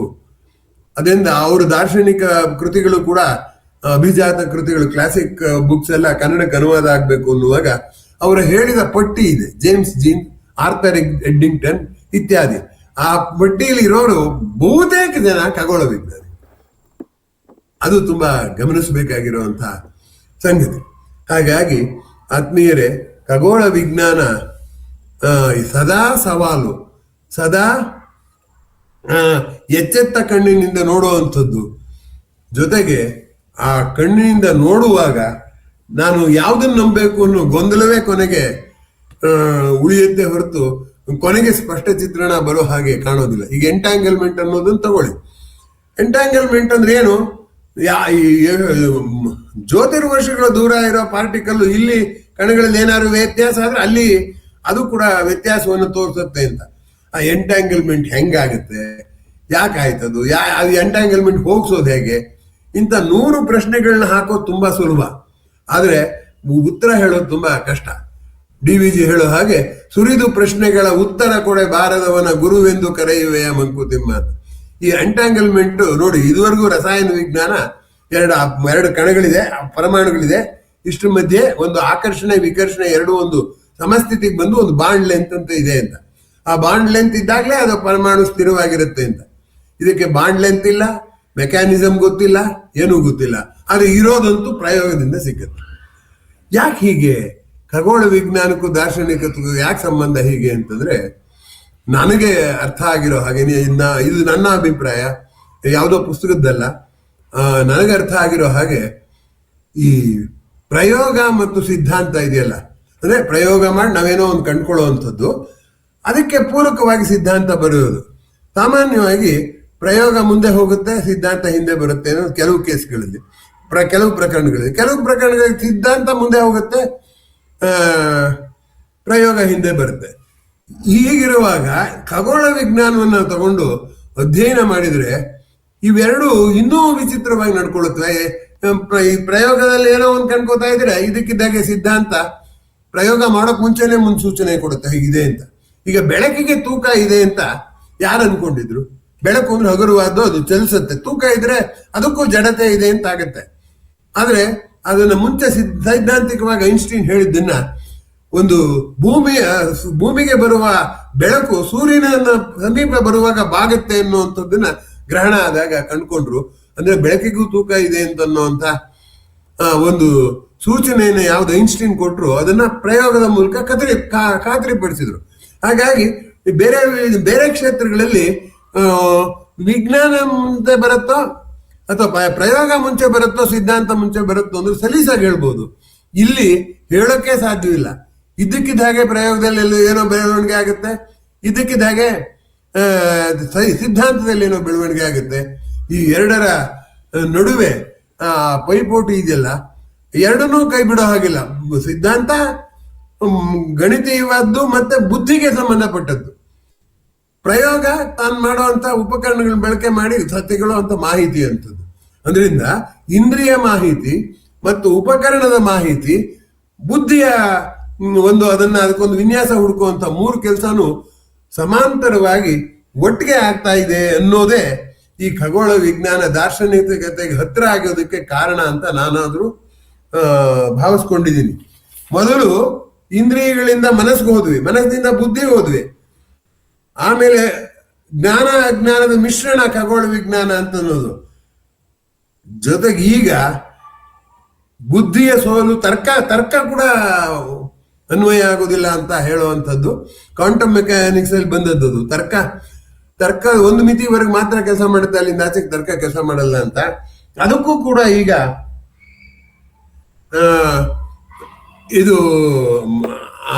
ಅದಕ್ಕೂ ಕೂಡ ಖಗೋಳ ವಿಜ್ಞಾನದಲ್ಲಿ ಅವಕಾಶ ಇದೆ ಅನ್ನುವಂಥದ್ದನ್ನ ಗಮನಿಸ್ಬೇಕು. ಇಷ್ಟೆಲ್ಲ ಆದ್ರೂ ಸಾಮಾನ್ಯ ಜನ ಇದ್ಯಾವುದಕ್ಕೂ ತಲೆ ಕೆಡಿಸ್ಕೊಂಡಿಲ್ಲ. ಯಾಕಂದ್ರೆ ಅದರಿಂದ ಲಾಭ ಇಲ್ಲ, ಅದರಿಂದ ಏನು ಪ್ರಯೋಜನ ಇಲ್ಲ. ಸುಮ್ಮನೆ ಬೌದ್ಧಿಕ ಕುತೂಹಲ ಆದ್ರಿಂದ ಜನ ಅಷ್ಟೊಂದು ತಲೆ ಕೆಡಿಸ್ಕೊಳ್ಳೋದಿಲ್ಲ. ಕೆಲವು ಸರಿ ಎಷ್ಟು ವಿಚಿತ್ರ ಖಗೋಳ ವಿಜ್ಞಾನದ್ದು ಅಂತಂದ್ರೆ, ಡಿ.ವಿ.ಜಿ ಅವ್ರದ್ದು ಒಂದು ಪದ್ಯ ಇದೆ. ಮೇಲೆ ನೋಡೆ ಕಣ್ಣ ತಣಿಪ ನೀಲಪಟದ ವಿವಿಧ ರೂಪ ಜಾಲಗಳನ್ನು ಬಣ್ಣಿಸಿರುವ ಚಿತ್ರ ಚತುರನಾರ್, ಕಾಲದಿಂದ ಮಾಸದ ವಿಚಿತ್ರ ವ್ಯಸಪನಾರ್ ಅಂತ. ಕಾಲ ಕಳೆದ್ರು ಅದು ವಿನ್ಯಾಸ ಹೋಗೋದಿಲ್ಲ ಅಂತ ಅವ್ರು ಹೇಳ್ತಾರೆ. ನಿಜವೋ ಸುಳ್ಳು?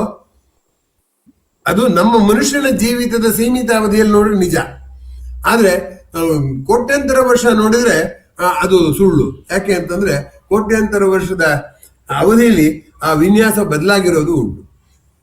ನಕ್ಷತ್ರಗಳು ಸ್ಥಿರವೋ ಅಲ್ವೋ ಅಂದ್ರೆ ನಕ್ಷತ್ರಗಳು ಸಾಪೇಕ್ಷವಾಗಿ ಸ್ಥಿರ. ಇಲ್ಲೇ ಇದ್ರೆ ಏನಾಗ್ತಿತ್ತು, ಆ ನಕ್ಷತ್ರ ಪುಂಜಗಳ ವಿನ್ಯಾಸ ಕಿತ್ಕೊಂಡು ಹೋಗ್ಬೇಕಾಗಿತ್ತು, ಹೋಗಿಲ್ಲ. ಆದ್ರೆ ನಕ್ಷತ್ರಗಳು ಚಲಿಸ್ತಾ ಇಲ್ವೋ? ಚಲಿಸ್ತಾ ಇದೆ. ಹಾಗಾಗಿ ರಿಲೇಟಿವ್, ಅಬ್ಸಲ್ಯೂಟ್ ಎಲ್ಲವನ್ನು ಕೂಡ ಪ್ರತ್ಯೇಕಿಸಿ ನಾವು ಬಯಸುವ ಸಾಮಾನ್ಯವಾಗಿ ನಮ್ಮ ವಿದ್ಯಾಭ್ಯಾಸವನ್ನು ತೊಂದರೆ ಮಾಡುತ್ತೆ. ಏನಪ್ಪಾ ಅಂದ್ರೆ ಪ್ರಾಥಮಿಕ ಹಂತದಲ್ಲಿ ಎಲ್ಲವನ್ನು ಮೂರ್ತವಾದ ಚಿತ್ರಣ ಕೊಟ್ಬಿಡುತ್ತೆ, ಹೀಗೆ ಅಂತ. ಆದ್ರೆ ಮೇಲಕ್ಕೆ ಹೋಗ್ತಾ ಹೋಗ್ತಾ ಆ ಮೂರ್ತವಾದದ್ದು ಯಾವುದು ಫೋಕಸ್ಡ್ ಇಮೇಜ್ ಇತ್ತು ಅದು ಹೇಜಿ ಇಮೇಜ್ ಆಗುತ್ತೆ. ಆ ಮನುಷ್ಯನ ಎಲ್ಲ ಫೋಕಸ್ಡ್ ಇಮೇಜ್ ಅನ್ನು, ಟ್ರೂತ್ ಅನ್ನು ಹೇಸಿ ಮಾಡ್ತಾ ಹೋದಾಗ ಅವನು ದಾರ್ಶನಿಕ ಆಗದೆ ಬೇರೆ ದಾರಿ ಇಲ್ಲವೇ ಇಲ್ಲ. ಹೀಗಾಗಿ ಆತ್ಮೀಯರೇ, ಈ ಎಲ್ಲವನ್ನು ಗಮನಿಸಿದಾಗ ಖಗೋಳ ವಿಜ್ಞಾನ ಓದದೇ ಇದ್ರೆ ವಿನಯ ಬರಲ್ಲ ಅಂತ. ಯಾಕೆ ಖಗೋಳ ವಿಜ್ಞಾನ ಮಾಡಿದ್ರೆ ಯಾಕೆ ವಿನಯ ಬರುತ್ತೆ ಅಂದ್ರೆ, ಮನುಷ್ಯನ ಇತಿಮಿತಿನ ಮತ್ತೆ ಮತ್ತೆ ಬೆರಳು ಮಾಡಿ ತೋರಿಸಿದಾಗ ತಾನೇ ಅವನಿಗೆ ಒಂದು ಇನ್ನೂ ನಾನು ನಿಧಾನಕ್ಕೆ ಆಲೋಚನೆ ಮಾಡ್ಬೇಕು ಅನ್ನೋಂಥ ವಿನಯ ಬರುವಂಥದ್ದು. ಈಗ ನಮಗಿನ್ನ ದೊಡ್ಡವರಿದ್ದಾಗ ನಾವು ವಿನಯವಾಗಿ ನಡ್ಕೋತೀವಿ, ನಾವೊಬ್ಬರೇ ಇದ್ರೆ ನಾವು ನಮ್ಮ ಇಷ್ಟ ಬಂದಾಗ. ಅದರಿಂದ ತನಗಿಂತ ಹಿರಿದ, ಭುವನಕ್ಕಿಂತ ಹಿರಿದ, ಭೂಮಿಗಿಂತಲೂ ಹಿರಿದ ಅನುಮಿತಿಸಿ ನರನು ತನ್ನೊಳಗೆ ಏನಿದೆಯೋ ಆ ಹೊರಗಡೆ ಏನಿದೆಯೋ ಅವೆರಡರ ಮಧ್ಯೇನು ಸಂಬಂಧ ಇದೆ ಅಂತ ಹುಡುಕ್ತಾನಲ್ಲ, ಅದೇನೆ ಮನುಜನ ಒಳ ಹಿರಿಮೆಯದು ಮಂಕುತಿಮ್ಮ ಅಂತ ಡಿ.ವಿ.ಜಿ ಅವರು ಹೇಳ್ತಾರೆ. ಆದ್ದರಿಂದ ಕಣ್ಣು ಮುಚ್ಚಾಲೆ ಆಡಿ ಆಡಿ ಆಡಿ ನೀವು ಫೈನೈಟ್ ಆದ್ರೂ ತಿಳ್ಕೊಬಲ್ಲೆ ಅಂತಂದು ಇಷ್ಟಿಳಿದಿದ್ದು ಹೆಚ್ಚು ಅನ್ನೋ ಸಂತೃಪ್ತಿನೂ ಕೊಡುತ್ತೆ ಖಗೋಳ ವಿಜ್ಞಾನ ಅಧ್ಯಯನ. ಇನ್ನೂ ತಿಳ್ಕೊಳಕ್ ಬೇಕಾದಷ್ಟಿದೆ, ಇನ್ನೂ ಒಂದಿಷ್ಟು ಬೇಕಾದ್ರೆ ಇನ್ನೂ ಹೊಸ ಅಧ್ಯಯನ ಮಾಡಿ ಇನ್ನೊಂದಿಷ್ಟು ಮಾಹಿತಿ ಬಂದ್ರೆ ಈಗಿನ ಮಾಹಿತಿಯನ್ನ ಮರುಪರಿಶೀಲನೆ ಮಾಡಬೇಕಾಗತ್ತೆ ಅನ್ನುವಂಥದ್ದು ಗಮನಿಸ್ಬೇಕಾದ್ದು. ಮುಂಚೆ ತುಂಬಾ ಹಗುರವಾಗಿ ಯಾವುದು ಆಕಾಶ ಪುರಾಣ ಅಂತ ಅನ್ಕಿಸ್ಕೊಳ್ಳೋರು. ಅದು ಸೈನ್ಸೇ ಅಲ್ಲ. ಯಾಕೆಂದ್ರೆ ಸೈನ್ಸ್ ಅಂದ್ರೆ ಏನು? ಎಕ್ಸ್ಪೆರಿಮೆಂಟ್ ಮಾಡಿ ವೆರಿಫೈ ಮಾಡ್ಬೋದು. ನಕ್ಷತ್ರ ಹೇಗೆ ಹುಟ್ಟುದು ಎಕ್ಸ್ಪೆರಿಮೆಂಟ್ ಮಾಡಿ ವೆರಿಫೈ ಮಾಡಕ್ ನಮ್ಗೆ ಆಗುತ್ತೋ? ಇಲ್ಲ. We just go on proposing theory ಅಷ್ಟೇ. ಅದರಿಂದ ಆಕಾಶ ಪುರಾಣ ಅಂತ ದೂರ ಇಟ್ಟಿದ್ದು ಉಂಟು. ಬೇರೆ ಸಬ್ಜೆಕ್ಟ್ಗಳು ಹೋಲಿಸಿದ್ರೆ ಇದರಲ್ಲಿ ಪುರಾಣದ ಅಂಶನೇ ಜಾಸ್ತಿ, ಊಹೆಯ ಅಂಶನೇ ಜಾಸ್ತಿ ಅಂತ. ಆದರೆ ಅದೇ ವಿಜ್ಞಾನಿಗಳು ಈಗ ಅದನ್ನ ಸೋತ್ವಿ ಅಂತ ಬೇಜಾರು ಇಲ್ಲಲ್ಲ, ತಿರ್ಗಾ ಇನ್ನು ಮುಂದಕ್ಕೂ ಅಧ್ಯಯನ ಮಾಡುವಂಥದ್ದು ಇದು ಮಾಡುವಂಥದ್ದು. ನಾನು ಫೇಸ್ಬುಕ್ ಅಲ್ಲಿ ಒಂದು ಇದನ್ನ ಹಾಕಿದ್ದೆ, ನೀವು ನೋಡಿದ್ರೋ ಏನೋ. ಕೊನೆಗೆ ಅವನು ಹೇಳ್ತಾನೆ ಎಲ್ಲವೂ ಇಗ್ನೋರೆನ್ಸೇ ಅಂತ, ಎಲ್ಲವೂ ಕೊನೆಗೆ ಇದು ಮಾಡಿದ್ದು ಎಲ್ಲವೂ ಅಜ್ಞಾನವೇ ಅಂತ ಹೇಳುವಂಥದ್ದು. ಅದನ್ನ ನೀವು ನೋಡಿದೀರಾ ಅಂತ ನಾನು ಭಾವಿಸ್ಕೊಂಡಿದ್ದೀನಿ. ಹೇಳ್ತೀನಿ ಅದನ್ನ.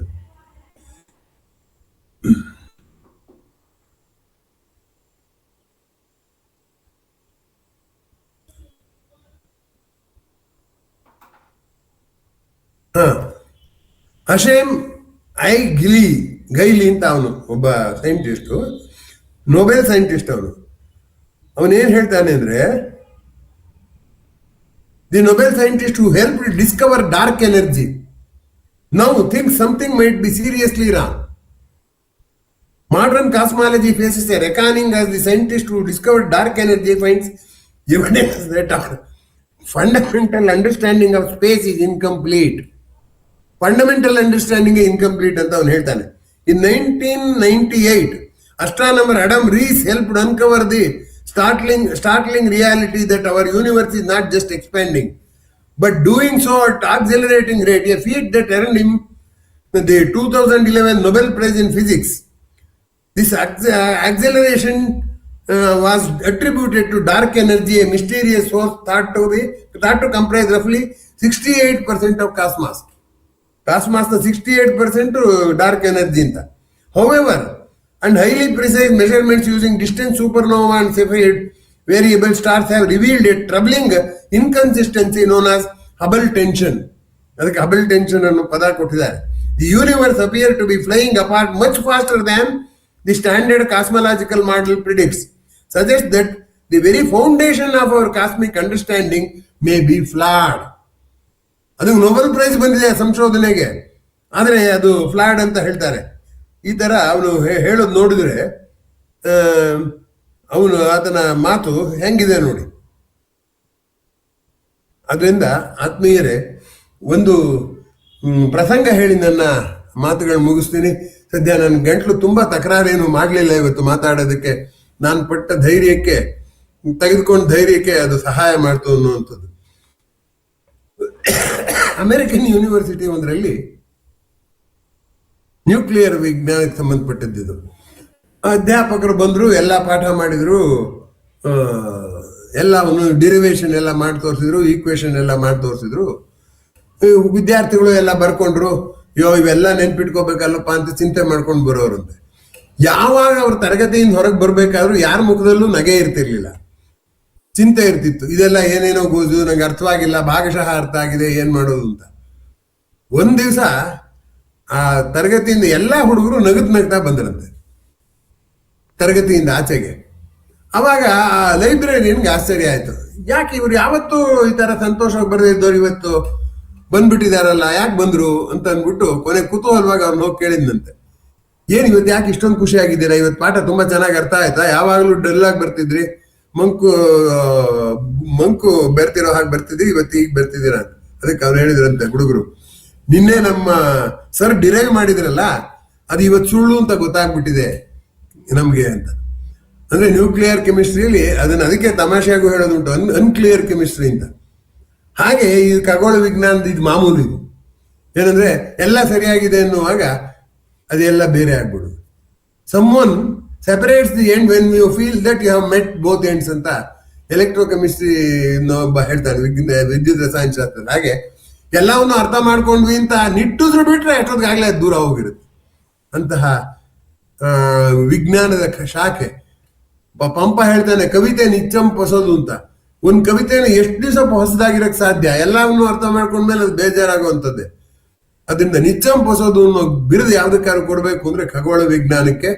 ಅದು ಕವಿತೆ ನಿಚ್ಚಂ ಹೊಸದಲ್ಲ, ಖಗೋಳ ವಿಜ್ಞಾನ ನಿಚ್ಚಂ ಸವಾಲು, ದಾರ್ಶನಿಕರಿಗೆ ಸದಾ ಫಲವತ್ತಾದ ಭೂಮಿ ಅಂತ ಹೇಳ್ತಾ ಈ ವಿಷಯವನ್ನ ನನ್ನ ಇತಿಮಿತಿ ಮತ್ತೆ ಗ್ರಹಿಸುವ ನಿಮ್ಮ ಇತಿಮಿತಿಯಲ್ಲಿ ಹೇಳೋದಕ್ಕೆ ಪ್ರಯತ್ನ ಪಟ್ಟಿದ್ದೇನೆ. ಈಗ ನಿಮ್ಮ ಪ್ರತಿಕ್ರಿಯೆ ಮತ್ತು ಪ್ರಶ್ನೆಗೆ ಅವಕಾಶ. ಮುಂದಿನ ಭಾಗ ಸೋಲು ಗೆಲುವು ಅನ್ನುವಂಥದ್ದು ಮುಂದಿನ ವಿಷಯ. ಇದು 2 ಭಾಗದಲ್ಲಿ ಮುಗಿಸ್ತಾ ಇದ್ದೀನಿ. ಆ ಸೋಲು ಗೆಲುವು ಅನ್ನುವಂಥದ್ದನ್ನ ಮುಂದಿನ ವಾರನೋ ಮಾಡೋದಕ್ಕೆ ಪ್ರಯತ್ನ ಪಡ್ತೇನೆ. ಸಹಕರಿಸಿದ ಎಲ್ರಿಗೂ ನಮಸ್ಕಾರ. ಮತ್ತೊಮ್ಮೆ ಕ್ಷಮೆ ಇರಲಿ. ಅನಾರೋಗ್ಯ ನನ್ನ ಕೈ ಮೀರಿದ್ದು, ಅದರಿಂದ ಹೋದ ವಾರ ಮಾಡೋಕ್ಕಾಗಲಿಲ್ಲ. ನಮಸ್ಕಾರ.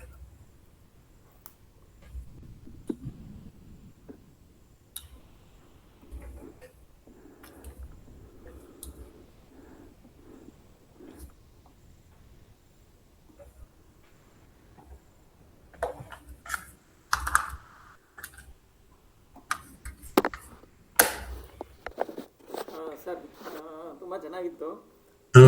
ಈಗ ಇದು ಖಗೋಳ ವಿಜ್ಞಾನ ಅದು ವಿನಯವನ್ನು ಕಲಿಸುತ್ತೆ ಅಂತ ಹೇಳಿದ್ರಲ್ಲ, ಹಾಗೆ ಅದು ಐಸಾಕ್ ಅಸಿಮೋವ್ ಅವ್ರದ್ದು ಪೇಲ್ ಬ್ಲೂ ಡಾಟ್ ಅನ್ನ ಪೇಲ್ ಬ್ಲೂ ಡಾಟ್ ಹೌದು ಪುಸ್ತಕ ಇದೆ. ಹೌದು, ಅದರಲ್ಲಿ ಇದೇ ಒಂದು ಡಿಸ್ಕಷನ್ ಬರುತ್ತೆ. ಅಂದ್ರೆ ಏನ್ ಹೇಳ್ತಾನೆ ಇದು ಅಂದ್ರೆ ಅಸಿಮೋವ್ ಅಲ್ಲ, ಅದು ಕಾರ್ಲ್ ಸಗನ್ದು. ಪೇಲ್ ಬ್ಲೂ ಕಾರ್ಲ್ ಸಗನ್ದು. ಅದ್ರಲ್ಲಿ ಅವನು ಏನ್ ಹೇಳ್ತಾನೆ ಅಂದ್ರೆ, ನಾವು ಭೂಮಿಯಿಂದ ದೂರ ಹೋಗ್ತಾ ಬೇರೆ ಬೇರೆ ಗ್ರಹದ ಹೋಗ್ತಾ ಹೋಗ್ತಾ ಹೋಗ್ತಾ ಭೂಮಿ ಚಿಕ್ಕದಾಗ್ತಾ ಹೋಗುತ್ತೆ. ನಾವು ಪ್ಲೂಟೋ ಹತ್ರಕ್ಕೆ ಹೋಗೋ ಹೊತ್ತಿಗೆ ಭೂಮಿ ಹೇಗೆ ಕಾಣುತ್ತೆ ಅಂದ್ರೆ ಪೇಲ್ ಬ್ಲೂ ಡಾಟ್ ಆಗಿ ಕಾಣುತ್ತೆ ಅಂತ. ಅದಕ್ಕೆ ಟೈಟಲ್ನೇ ಪೇಲ್ ಬ್ಲೂ ಡಾಟ್ ಅಂತ ಕೊಟ್ಟಿದ್ದಾನೆ.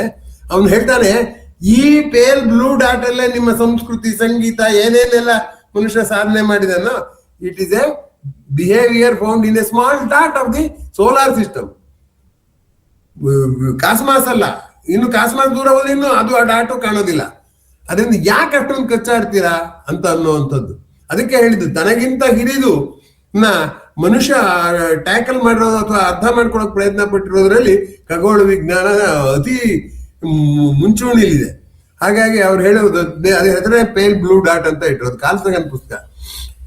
ಅದ್ರಲ್ಲಿ ಈ ತರದ್ ಇನ್ನೂ ಅನೇಕ ಸಂಗತಿಗಳು ಬರುತ್ತೆ ಮುಂದೆ ಕೂಡ. ಏನಪ್ಪಾ ಅಂದ್ರೆ, ನಮ್ಮ ಗ್ರಹಿಕೆಗೆ ಎಟುಕದೇ ಇರುವಂಥದ್ದು. ಅದೇ DVG ಅವರು ಹೇಳಿದ ಹಾಗೆ, ಭಾವಕ್ಕೊಳಪಡದಂತೆ ಅಳತೆಗೆ ಅಳಬಡದಂತೆ ಆ ವಿಚಿತ್ರಕ್ಕೆ ಎನ್ನುವುದನ್ನ ನಿರಂತರವಾಗಿ ತೋರಿಸುವಂತಹ ವಿಜ್ಞಾನದ ಕ್ಷೇತ್ರ ಯಾವುದು ಅಂದ್ರೆ ಖಗೋಳ ವಿಜ್ಞಾನ.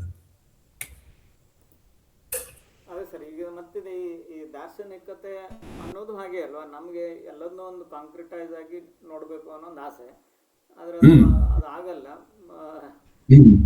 ಅದಕ್ಕೆ ತಮಾಷೆಯಾಗಿ ಹೇಳ್ತಾರೆ ಏನಂದ್ರೆ, ಕಲಿಯದೇ ಇರೋ ವಿದ್ಯೆ ಬ್ರಹ್ಮವಿದ್ಯೆ, ಕಲಿತ ವಿದ್ಯೆ ಕೋತ ವಿದ್ಯೆ ಅಂತ.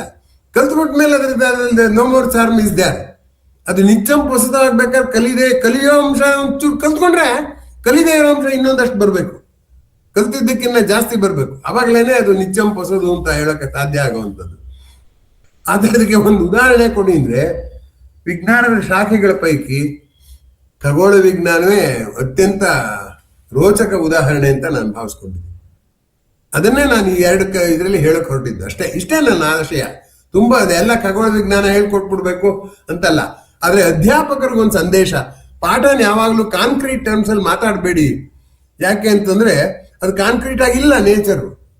ಅದನ್ನ ಮೊದಲು ಸ್ವಲ್ಪ ಸಂದೇಹಾಸ್ಪದ ಗಣಿತದ ಭಾಷೆಯಲ್ಲಿ ಹೇಳ್ಬೋದೇ ಹೊರತು ನಮ್ಗೆ ಕಣ್ಣಿಗೆ ಕಾಣುವಂತ ಭಾಷೆಯಲ್ಲಿ ಹೇಳಕ್ಕಾಗಲ್ಲ. ಯಾಕಂದ್ರೆ ಭಾಷೆ it is constructed out of finite. This is infinite.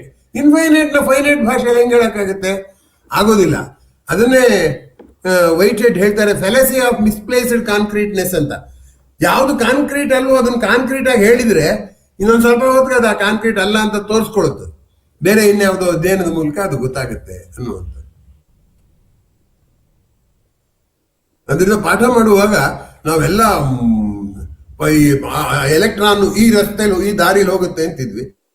ಈಗ ಎಲೆಕ್ಟ್ರಾನ್ ಎಲ್ಲಿ ಬೇಕಾದ್ರೂ ಹೋಗೋ ಪ್ರಾಬಬಿಲಿಟಿ ಇದೆ, ಆ ದಾರಿಯಲ್ಲಿ ಹೆಚ್ಚು ಪ್ರಾಬಬಿಲಿಟಿ ಇದೆ ಅಂತ ಹೇಳ್ತೀವಿ.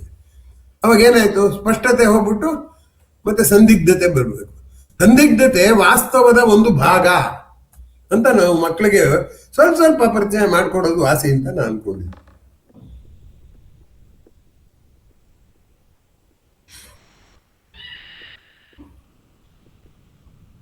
ಸ್ವಲ್ಪ ವಿಷಯ ಕಷ್ಟವಾಗಿತ್ತು, ಆದರೆ ಇದಕ್ಕಿನ್ನ ಸುಲಭವಾಗಿ ಹೇಳಕ್ಕಾಗಲ್ಲ. ವಿಜ್ಞಾನದ ಮಾಡೇ ಇಲ್ವಲ್ಲ ಅನ್ನೋ ಕಾರಣಕ್ಕೆ ಇದನ್ನ ಆಯ್ಕೆ ಮಾಡ್ಕೊಂಡ್ವಿ.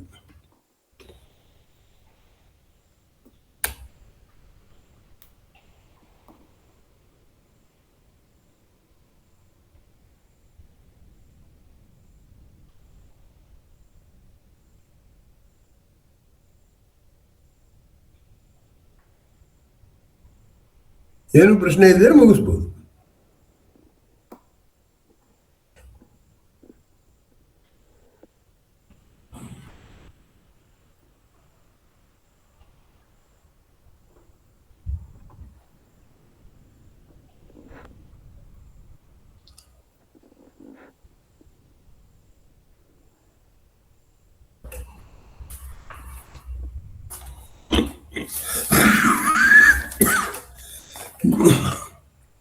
ಕಾಲ ಅನ್ನೋದು ತಗೊಳ್ಳಿ. ಕಾಲ ನಾವು ವರ್ಷನ ಅದು ಯಾರೋ ಒಬ್ರು ಆದಿನ ಕಥೆನೋ ಇನ್ನೇನೋ ಹಗಲು ರಾತ್ರಿ ನೋಡಿ ಮಾಡ್ತೀವಲ್ಲ, ಸೃಷ್ಟಿಗೆ ಮುಂಚೆ ಇದ್ದದ್ದು ಆ ಕಾಲನ ಹೇಗೆ ಲೆಕ್ಕಕ್ಕೆ ತಗೊಳ್ಳೋದು? ಹೀಗೆ ತುಂಬಾ ಪರಿಚಿತವಾದ ಶಬ್ದಗಳೆಲ್ಲ ಅಪರಿಚಿತವಾಗ್ತಾ ಹೋಗುತ್ತೆ ಖಗೋಳ ವಿಜ್ಞಾನದಲ್ಲಿ. ಅದೊಂದು ವಿಚಿತ್ರ. ಕಾಲ ಅನ್ನೋದನ್ನ ಹೇಳೋದೇ ಕಷ್ಟ ಇದರ ಆಧಾರದ ಮೇಲೆ.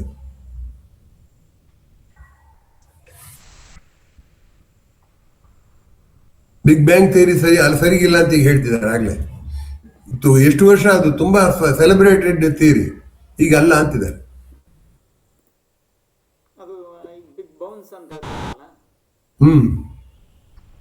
ಅದೇ ಅದೇ ಅದೇ ಅದು ಕರೆಕ್ಷನ್. ಬಿಗ್ ಬೌನ್ಸ್ ಥಿಯರಿ ಅಂತ ಹೇಳ್ತಿದ್ದಾರೆ.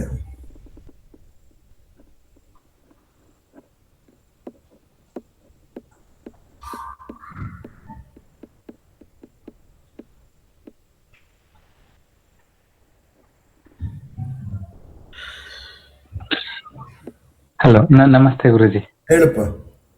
ತುಂಬಾ ಚೆನ್ನಾಗಿತ್ತು ಗುರುಜಿ. ತುಂಬಾ ಆಶ್ಚರ್ಯ, ಕುತೂಹಲ, ಆಮೇಲೆ ಎಕ್ಸ್ಪ್ಯಾಂಡ್ ಆಗೋದು, ಒಂಥರ ಕತೆ ತರ ತುಂಬಾ ಚೆನ್ನಾಗಿತ್ತು.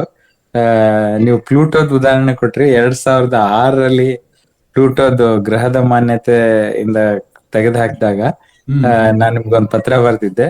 ವಾಪಸ್ ನೀವು ಡ್ರೀಮ್ 2047 ಮ್ಯಾಗಝಿನ್ ಮತ್ತೆ ಪತ್ರ ಎರಡು ಕಳಿಸಿದ್ರಿ. ತುಂಬಾ ಖುಷಿ ಆಯ್ತು ಅದ್ ನೆನಪು ಮಾಡ್ಕೊಂಡೆ. ಆಮೇಲೆ ಈಗ ದ್ರವ್ಯ ಮತ್ತು ಶಕ್ತಿ ಬದಲಾವಣೆ ಹೇಳ್ತಾರಲ್ಲ ಗುರುಜಿ, ಅದ್ರಲ್ಲಿ ಈಗ ನಾವೆಲ್ಲ ದ್ರವ್ಯನ ಶಕ್ತಿಗೆ ಬದಲಾವಣೆ ಆಗೋದನ್ನ ನೋಡ್ಬೋದು. ಬಟ್ ಶಕ್ತಿ ದ್ರವ್ಯ ಆಗ್ಲಿಕ್ಕೆ ಹೇಳ್ತಾ ಇದೆ, electromagnetic radiation under compulsion gets converted, something cannot be created out of nothing ಅಂತ ಹೇಳ್ತಿದ್ವಲ್ಲ. ಎಲೆಕ್ಟ್ರೋಮ್ಯಾಗ್ನೆಟಿಕ್ ರೇಡಿಯೇಷನ್ ಇಸ್ ವ್ಯಾಕ್ಯೂಮ್ ತಾನೆ. ವ್ಯಾಕ್ಯೂಮ್ ಮೇಲೆ electromagnetic radiation is allowed. So ಈ ಎಲೆಕ್ಟ್ರೋಮ್ಯಾಗ್ನೆಟಿಕ್ ರೇಡಿಯೇಷನ್ ಕಂಪ್ರೆಸಸ್ ಇಂಟು ಮ್ಯಾಟರ್ ಅಂತ ಹೇಳ್ತಾ ಇದ್ದಾರೆ. Matter gets converted into radiation ಅನ್ನೋದು ಬೇರೆ. Electromagnetic radiation ಇನ್ vacuum ಅಲ್ಲಿ ರೇಡಿಯೇಷನ್ ಅಲ್ಲ, field. Electromagnetic field is converting into matter ಅಂತ ಹೇಳ್ತಿದ್ದಾರೆ. ಅದು ಏನಾದ್ರು ಇನ್ನೂ ಕನ್ಫರ್ಮ್ ಆಗ್ಬಿಟ್ರೆ ಫಂಡಮೆಂಟಲ್ ಕ್ವಶನ್ ಅಂದ್ರೆ ಏನಾಯ್ತು, ಎನರ್ಜಿನ ಮ್ಯಾಟರ್ ಮಾಡಿದಾಗ electromagnetic field is not energy. ಆ ಫೀಲ್ಡ್ ಡಿಸ್ಟರ್ಬ್ ಆದ್ರೆ ತಾನೇ ಎನರ್ಜಿ ಆಗೋದು. So energy is not required for creation ಅಂತ ಆಗುತ್ತೆ. ಈಗ ದೊಡ್ಡ ಡಿಬೇಟ್ ನಡೀತಾ ಇದೆ, electromagnetic field it self can get converted into matter ಅಂತ. ಇದು ಎಲೆಕ್ಟ್ರೋಮ್ಯಾಗ್ನೆಟಿಕ್ ರೇಡಿಯೇಷನ್ ಅಂದ್ರೆ ಫೀಲ್ಡ್ ಡಿಸ್ಟರ್ಬೆನ್ಸ್, ಅದು ಮೂವ್ ಆಗುತ್ತೆ, ಅದಕ್ಕೆ ಎನರ್ಜಿ ಇದೆ. ಎಲೆಕ್ಟ್ರೋಮ್ಯಾಗ್ನೆಟಿಕ್ ಫೀಲ್ಡ್ ಎಂತದಿದೆ, ಏನೂ ಇಲ್ಲ. ಎಲೆಕ್ಟ್ರೋಮ್ಯಾಗ್ನೆಟಿಕ್ ಫೀಲ್ಡ್ ಇಂದ ಮ್ಯಾಟರ್ ಪ್ರೊಡ್ಯೂಸ್ ಆಗುತ್ತೆ ಅಂತೆಲ್ಲ ಹೇಳ್ತಿದ್ದಾರೆ. ಅದಕ್ಕೆ ಹೇಳಿದ್ನಲ್ಲ, ನಾನು ಬಲ್ಲೆ ಎನ್ನುವಾಗೆ ನೋವ ತಂದು ಅಷ್ಟೇ. ನಾನು ಬಲ್ಲೆ ಅಂತ ನೀವೇನಾದ್ರು ಅಂದ್ರೆ ಅಸ್ಟ್ರಾನಮಿಲಿ ಮಾತ್ರ ಹಾಗೆ ಹೇಳೋ ಧೈರ್ಯ ಯಾರಿಗೂ ಇಲ್ಲ. ಹೌದು ಗುರುಜಿ, ಥ್ಯಾಂಕ್ ಯು ಗುರುಜಿ, ತುಂಬಾ ಚೆನ್ನಾಗಿತ್ತು. ನಾಳೆ ಸೋಲು ಗೆಲುವು ಅಲ್ವೇ? ಖಗೋಳ ವಿಜ್ಞಾನದಲ್ಲಿ ಎರಡೂ ಸಂತೋಷದಾಯಕ ಅಂತ ಹೇಳಿದ್ನಲ್ಲ, ಸೋಲು ಗೆಲುವು. ಈ ಮುಂದೆ ಸೋಲನ್ನ ನೋಡುವ ಧೋರಣೆ ಹೇಗಿರ್ಬೇಕು, ಗೆಲುವನ್ನು ನೋಡುವ ಧೋರಣೆ ಹೇಗಿರ್ಬೇಕು ಅನ್ನೋದನ್ನ ಮುಂದಿನ ಭಾಗದಲ್ಲಿ ಹೇಳೋಣ.